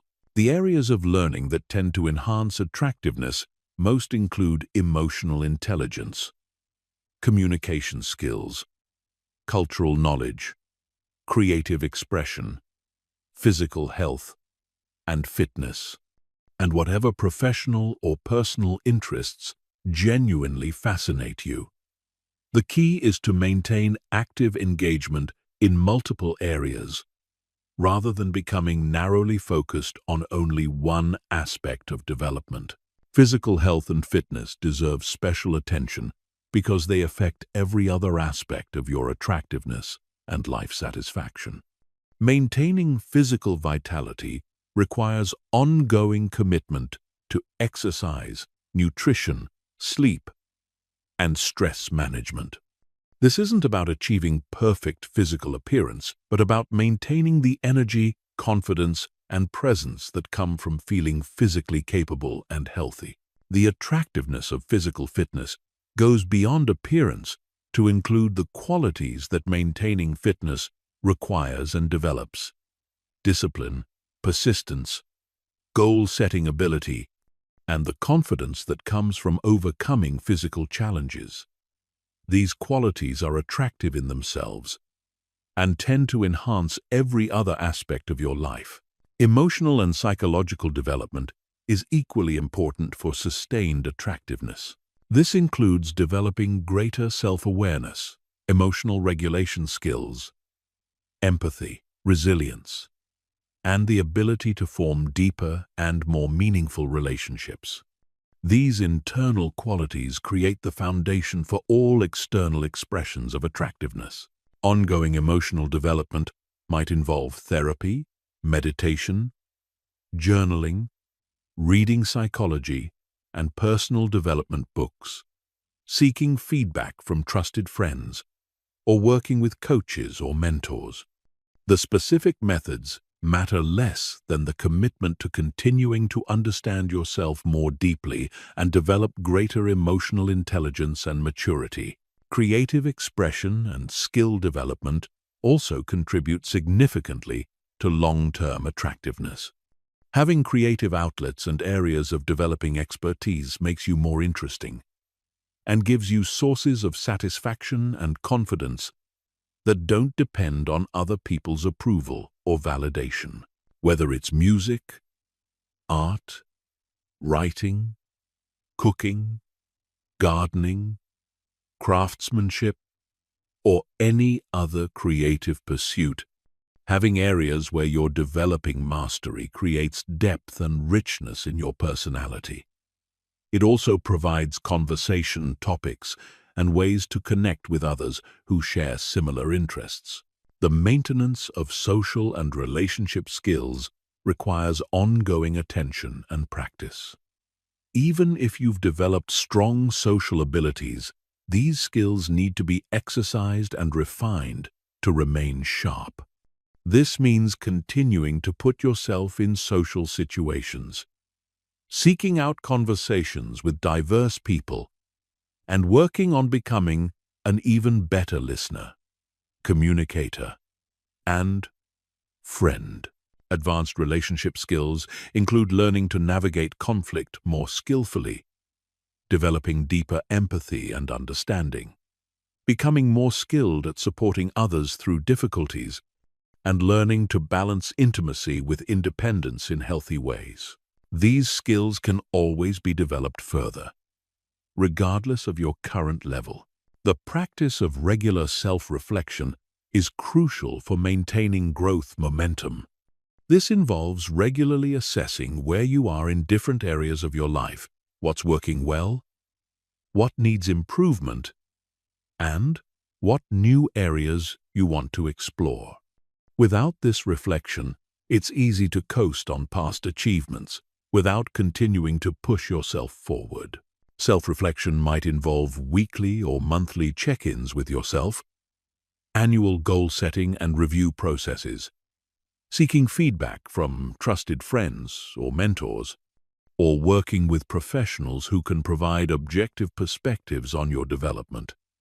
The key is maintaining honest awareness of your current reality and continued commitment to growth. Setting progressive challenges for yourself ensures that you don't become complacent or stop pushing your boundaries. This means regularly setting goals that require you to stretch beyond your current capabilities, whether in professional, personal, creative, or physical domains. These challenges should be significant enough to promote real growth, but achievable enough to maintain confidence and momentum. The process of setting, working toward, and achieving meaningful goals develops confidence, competence, and the attractive quality of being someone who makes things happen rather than just letting life happen to them. The integration of continuous learning, physical maintenance, emotional development, creative expression, social skill refinement, regular self-reflection, and progressive goal setting creates a lifestyle of growth that maintains and enhances attractiveness throughout your life. This approach ensures that you remain interesting, capable, and engaging, regardless of age or circumstances. When growth becomes a core part of your identity and lifestyle, you naturally attract others who value development and excellence. You become part of communities and relationships that support and challenge you to continue evolving, creating upward spirals of growth and satisfaction that benefit every area of your life. Chapter 13. Handling rejection, criticism, and social setbacks with grace and resilience. Nothing tests your attractiveness and social intelligence like how you handle rejection, criticism, and social setbacks. These challenging experiences are inevitable parts of life, and your response to them either enhances or undermines your appeal to others. People who can navigate these difficulties with grace, learn from them constructively, and maintain their confidence and warmth despite setbacks are incredibly attractive because they demonstrate emotional maturity and resilience. The psychology of rejection reveals why it affects people so powerfully and why learning to handle it well is so important for maintaining attractiveness. From an evolutionary perspective, social rejection was literally life-threatening for our ancestors, because survival depended on remaining part of the group. Our brains still process rejection as a threat to survival, which explains why it can feel so devastatingly painful. However, in modern life, most social rejection is not actually threatening to your survival or well-being. Learning to differentiate between the emotional intensity of rejection and its actual significance allows you to respond more proportionally and maintain your emotional equilibrium when facing social disappointments. The most attractive people understand that rejection often has little to do with their inherent worth or attractiveness, and much more to do with compatibility, timing, circumstances, and the other person's current needs and preferences. This perspective allows them to take rejection personally without taking it as a judgment of their fundamental value as a person. Developing this healthy perspective requires understanding that attraction and compatibility are highly subjective and contextual.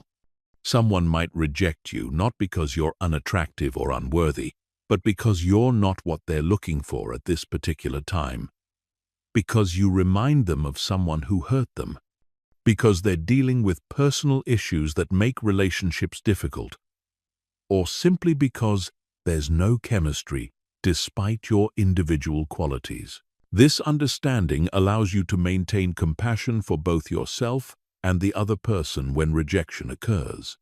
Instead of becoming bitter, defensive, or self-attacking, you can acknowledge the disappointment while recognizing that rejection is often about incompatibility rather than inadequacy. The skill of handling criticism gracefully is equally important for maintaining attractiveness and continuing to grow. Criticism, whether constructive or not, tends to trigger defensive responses that can make you less attractive and prevent you from learning valuable information about yourself and your impact on others. Attractive people have learned to receive criticism with curiosity rather than defensiveness. They listen to understand what truth might be present in the feedback, even if it's delivered poorly or with negative intentions. They separate the useful information from the emotional charge and use criticism as data for self-improvement rather than evidence of personal attack. This doesn't mean accepting all criticism as valid or allowing others to treat you disrespectfully. It means developing the emotional regulation skills to hear feedback without immediately becoming reactive, and the discernment to evaluate whether criticism contains useful information for your growth. The practice of extracting value from negative feedback requires asking yourself questions like, is there any truth in this criticism that I can learn from? What might I be doing that's creating this response in others? How can I use this information to improve? What does this tell me about this person's values or preferences? This learning orientation toward criticism makes you more attractive because it demonstrates intellectual humility, emotional maturity, and commitment to growth. People are drawn to those who can handle feedback well because it signals that you're safe to be honest with, and that relationships with you will involve mutual growth rather than defensive interactions. Social setbacks, such as embarrassing moments, social mistakes, or conflicts with others, provide opportunities to demonstrate resilience and grace under pressure. Everyone experiences these situations, but how you handle them significantly affects how others perceive you and whether they want to continue interacting with you. The most attractive response to social setbacks involves acknowledging what happened without dramatizing it, taking appropriate responsibility without excessive self-blame, learning from the experience without becoming paralyzed by it, and moving forward with confidence intact. This might involve offering a genuine apology when appropriate, using appropriate humor to diffuse tension, or simply acknowledging a mistake and moving on without making it the center of attention. The key is responding proportionally rather than either minimizing serious issues or catastrophizing minor mistakes. Developing resilience requires building what psychologists call cognitive flexibility, the ability to see situations from multiple perspectives and find constructive meanings, even in difficult experiences. Instead of interpreting setbacks as evidence of personal failure or social inadequacy, resilient people view them as learning opportunities, character-building experiences, or simply part of the normal challenges of human interaction. This cognitive flexibility allows you to maintain hope and motivation even when things don't go as planned. You can experience disappointment without becoming discouraged, face criticism without becoming defensive, and encounter rejection without losing confidence in your worth and attractiveness. The practice of self-compassion is fundamental to handling social difficulties gracefully. This involves treating yourself with the same kindness and understanding you would offer a good friend going through similar challenges. Instead of harsh self-criticism when things go wrong, self-compassion involves acknowledging that difficulties are part of the human experience and that you deserve kindness, especially from yourself. Self-compassion doesn't mean making excuses or avoiding responsibility.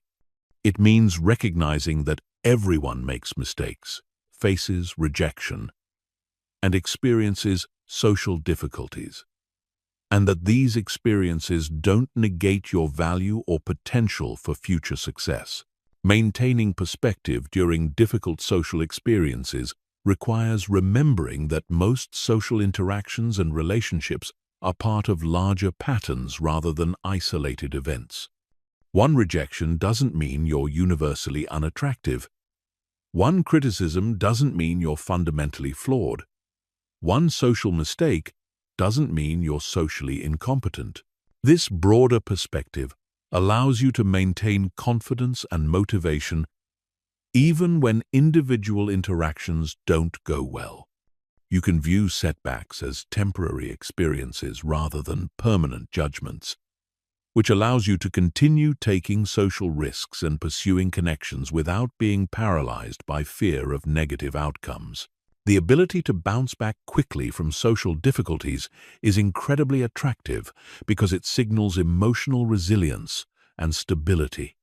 People want to be around those who won't be devastated by normal life challenges, who can handle conflict and disappointment without becoming dramatic or dysfunctional, and who will remain positive and engaging even when things get difficult. This resilience develops through experience with adversity and conscious practice of healthy coping strategies. Each time you face a social challenge and handle it well, you build evidence of your ability to cope with difficulties, which increases your confidence for future challenges. Learning from setbacks without becoming bitter or cynical requires maintaining openness to growth while protecting your fundamental sense of self-worth. This means being willing to acknowledge and correct mistakes while recognizing that mistakes don't define you. Being open to feedback while maintaining healthy boundaries, and continuing to take social risks while learning from past experiences.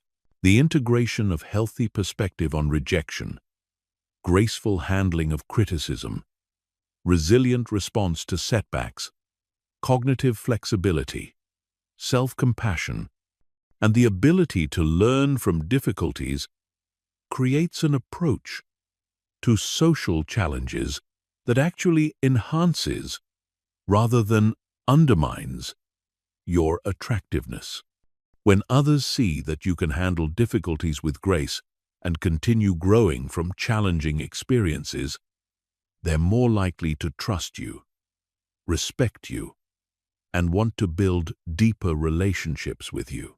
This approach to social difficulties also creates positive cycles where your resilient responses to challenges improve your social skills, increase your confidence, and make you more attractive to others, which leads to more positive social experiences and greater overall social success.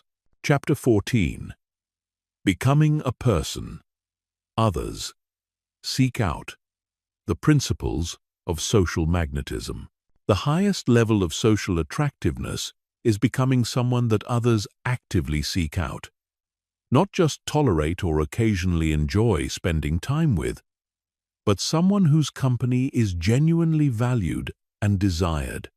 These socially magnetic individuals have developed a combination of qualities that make others feel better about themselves and more alive when they're around them. Understanding and developing these qualities can transform you from someone who struggles for social acceptance to someone others compete to spend time with. The foundation of social magnetism is what psychologists call positive emotional contagion. Emotions are literally contagious, transmitted through mirror neurons and unconscious mimicry. When you're around someone who consistently embodies positive, stable, engaging energy, you unconsciously begin to feel more positive, stable, and engaged yourself. Socially magnetic people have learned to maintain emotional states that others find uplifting and energizing. This doesn't mean being artificially positive or denying negative emotions.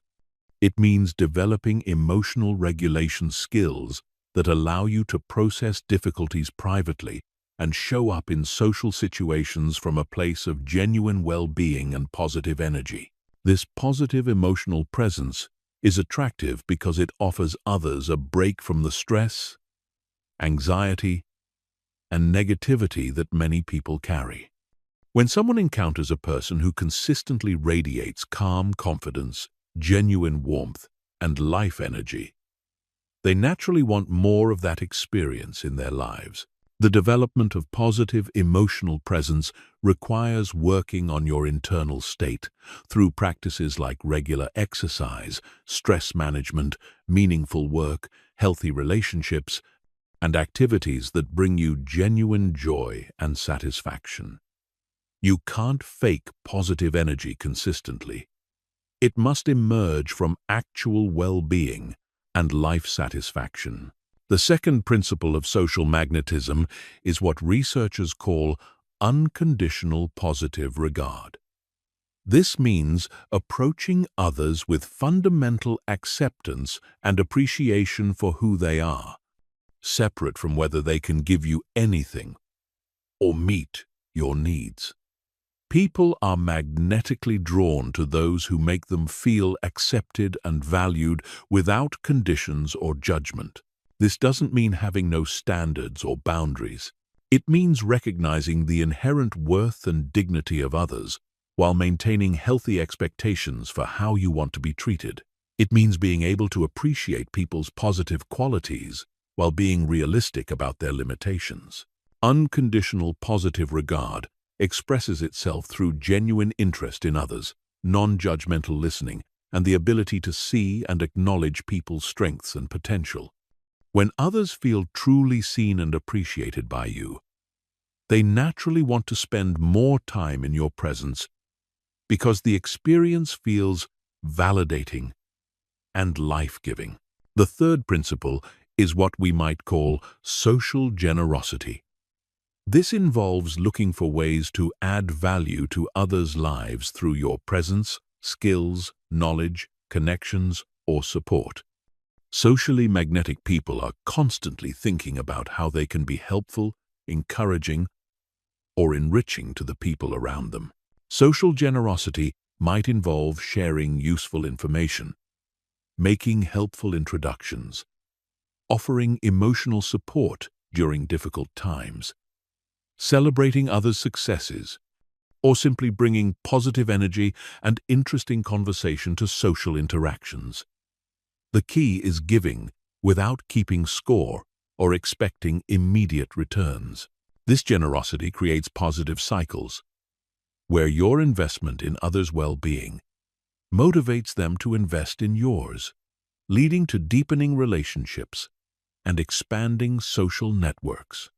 People seek out those who consistently make their lives better in some way, whether through practical help, emotional support, or simply enjoyable interaction. The fourth principle is intellectual and emotional stimulation. Magnetic people are interesting to be around because they bring fresh perspectives, ask thought-provoking questions, share fascinating experiences, and engage with life in ways that inspire others to think and feel more deeply. This doesn't require being brilliant or having extraordinary experiences. It requires maintaining curiosity about life, continuing to learn and grow, and being willing to explore ideas and experiences that expand your understanding of yourself and the world. Intellectually stimulating people read widely, pursue diverse interests, travel when possible, engage with different types of people, and maintain active engagement with whatever subjects fascinate them. This creates a depth of knowledge and perspective that makes conversations with them enriching and memorable. Emotional stimulation involves being willing to explore deeper topics, share meaningful experiences, and create space for authentic connection rather than keeping all interactions at surface levels. People are hungry for genuine connection and are drawn to those who can facilitate meaningful interaction. The fifth principle is what researchers call social leadership, which doesn't necessarily mean formal authority, but rather the ability to positively influence group dynamics and help social situations become more enjoyable and meaningful for everyone involved. Social leaders might initiate conversations, suggest activities, introduce people to each other, diffuse tension, or simply model the kind of energy and engagement they want to see in the group. They take responsibility for contributing to positive group experiences rather than just passively participating. This leadership emerges naturally when you combine genuine care for others' well-being with the confidence to take initiative and the social skills to guide interactions in positive directions. People are drawn to those who make group experiences better and more enjoyable. The sixth principle is authenticity and emotional transparency. While this might seem contradictory to maintaining positive energy, the most magnetic people have learned to be genuinely themselves, including appropriate sharing of their struggles, uncertainties, and growth areas. This authenticity is attractive because it gives others permission to be real as well, rather than maintaining exhausting social facades. When you can be both positive and real, both confident and humble, both strong and vulnerable, you create space for deeper, more meaningful connections. The key is sharing authentically in ways that invite connection rather than dumping emotional burdens on others inappropriately.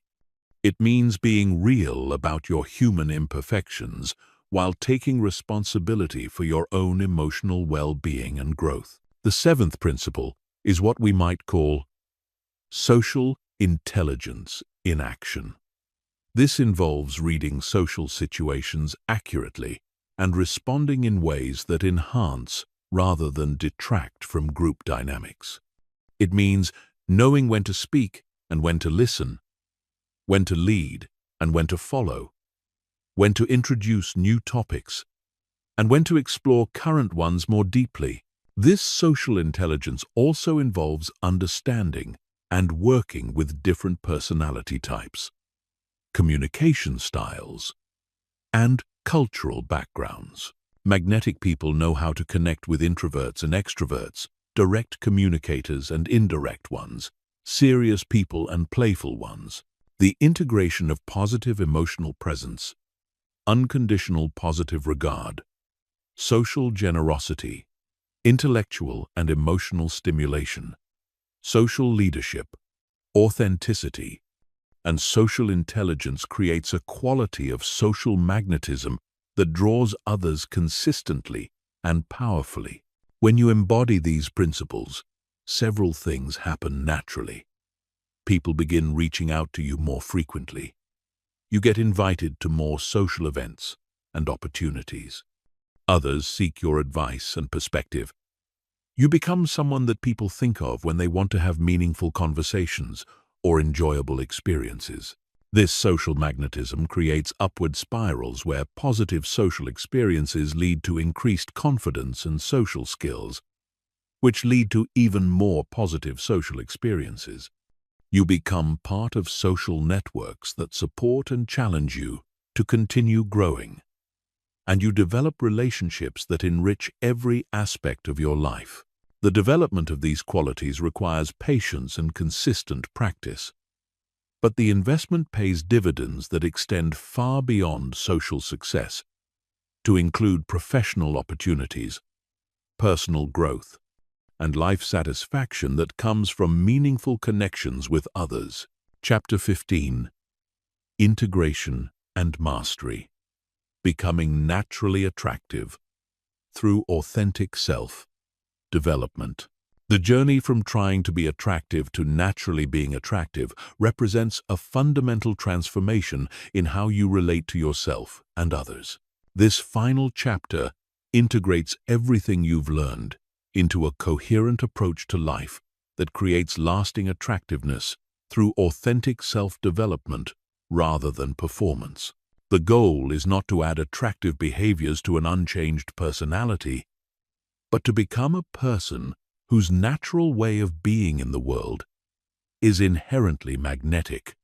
This transformation happens when the principles we've explored become so integrated into your identity that they express themselves automatically, without conscious effort. True mastery of silent attraction occurs when you stop thinking about being attractive and start simply being attractive. This happens when your internal development reaches a point where confidence, emotional stability, social intelligence, and genuine care for others emerge naturally from who you are rather than what you're trying to do. Attractiveness is not a collection of separate skills, but an emergent property of psychological and emotional development. When you develop genuine confidence, emotional intelligence, social skills, and personal depth, attractiveness emerges as a natural byproduct. The foundation of this integration is authentic self-expression. This means developing such a clear sense of who you are, what you value, and what you stand for, that you can express yourself genuinely in any situation without losing your center or compromising your integrity. Authentic self-expression requires extensive self-knowledge. Understanding your strengths and weaknesses, values and priorities, natural communication style, and genuine interests and passions. When you know yourself deeply, you can be yourself consistently, creating the coherence and authenticity that others find magnetic.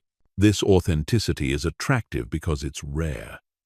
When others encounter someone who is genuinely themselves regardless of social context, it's both refreshing and inspiring. It gives others permission to be more authentic as well. Developing authentic self-expression requires courage to be yourself, even when it's not popular or immediately rewarded. Express your genuine thoughts respectfully.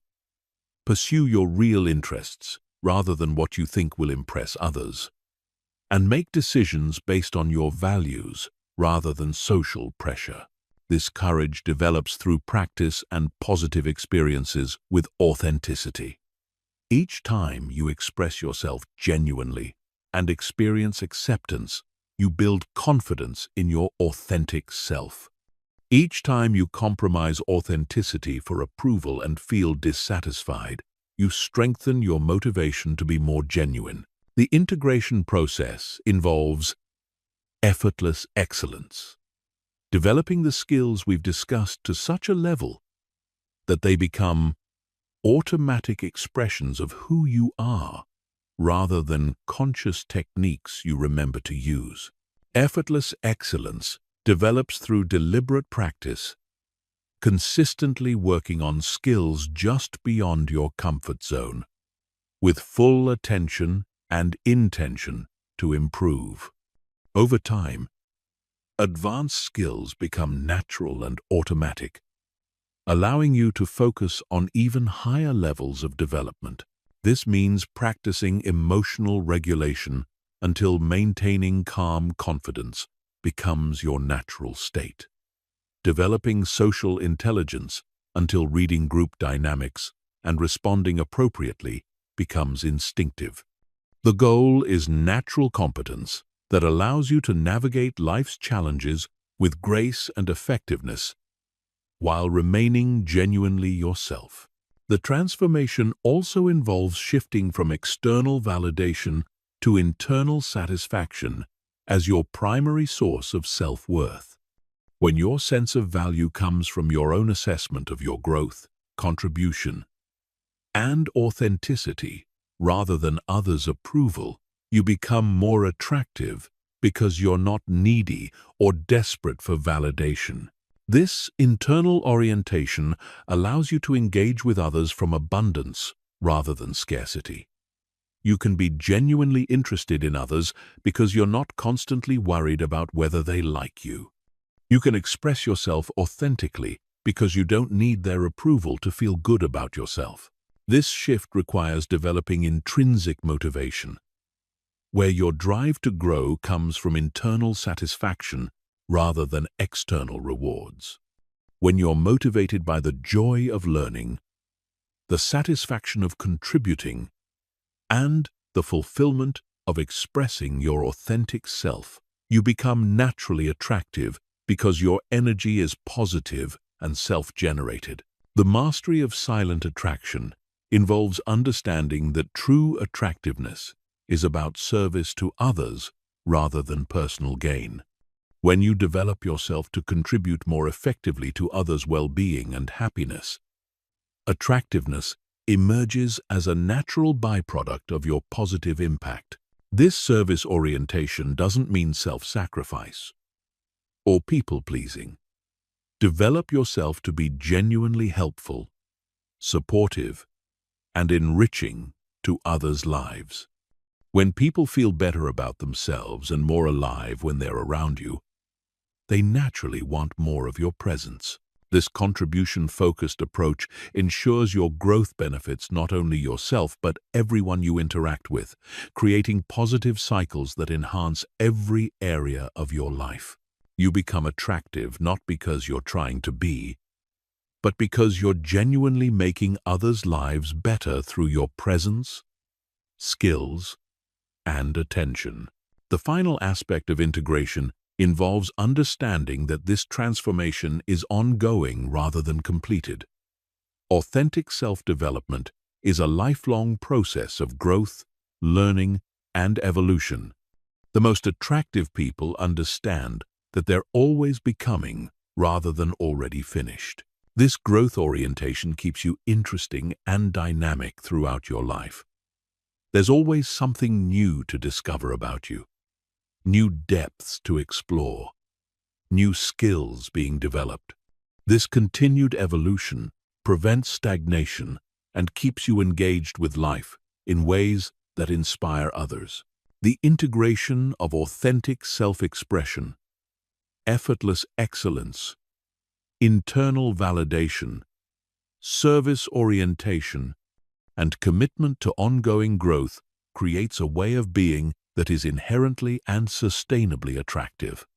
You become someone others naturally want to be around, not because you're performing attractiveness, but because you're genuinely living in ways that create positive experiences for everyone involved. This transformation represents the ultimate goal of personal development. Becoming a person whose natural way of being creates value for yourself and others while expressing your authentic potential. When you reach this level of integration, attractiveness becomes not something you do but something you are, emerging naturally from the depth of your character and the quality of your presence in the world.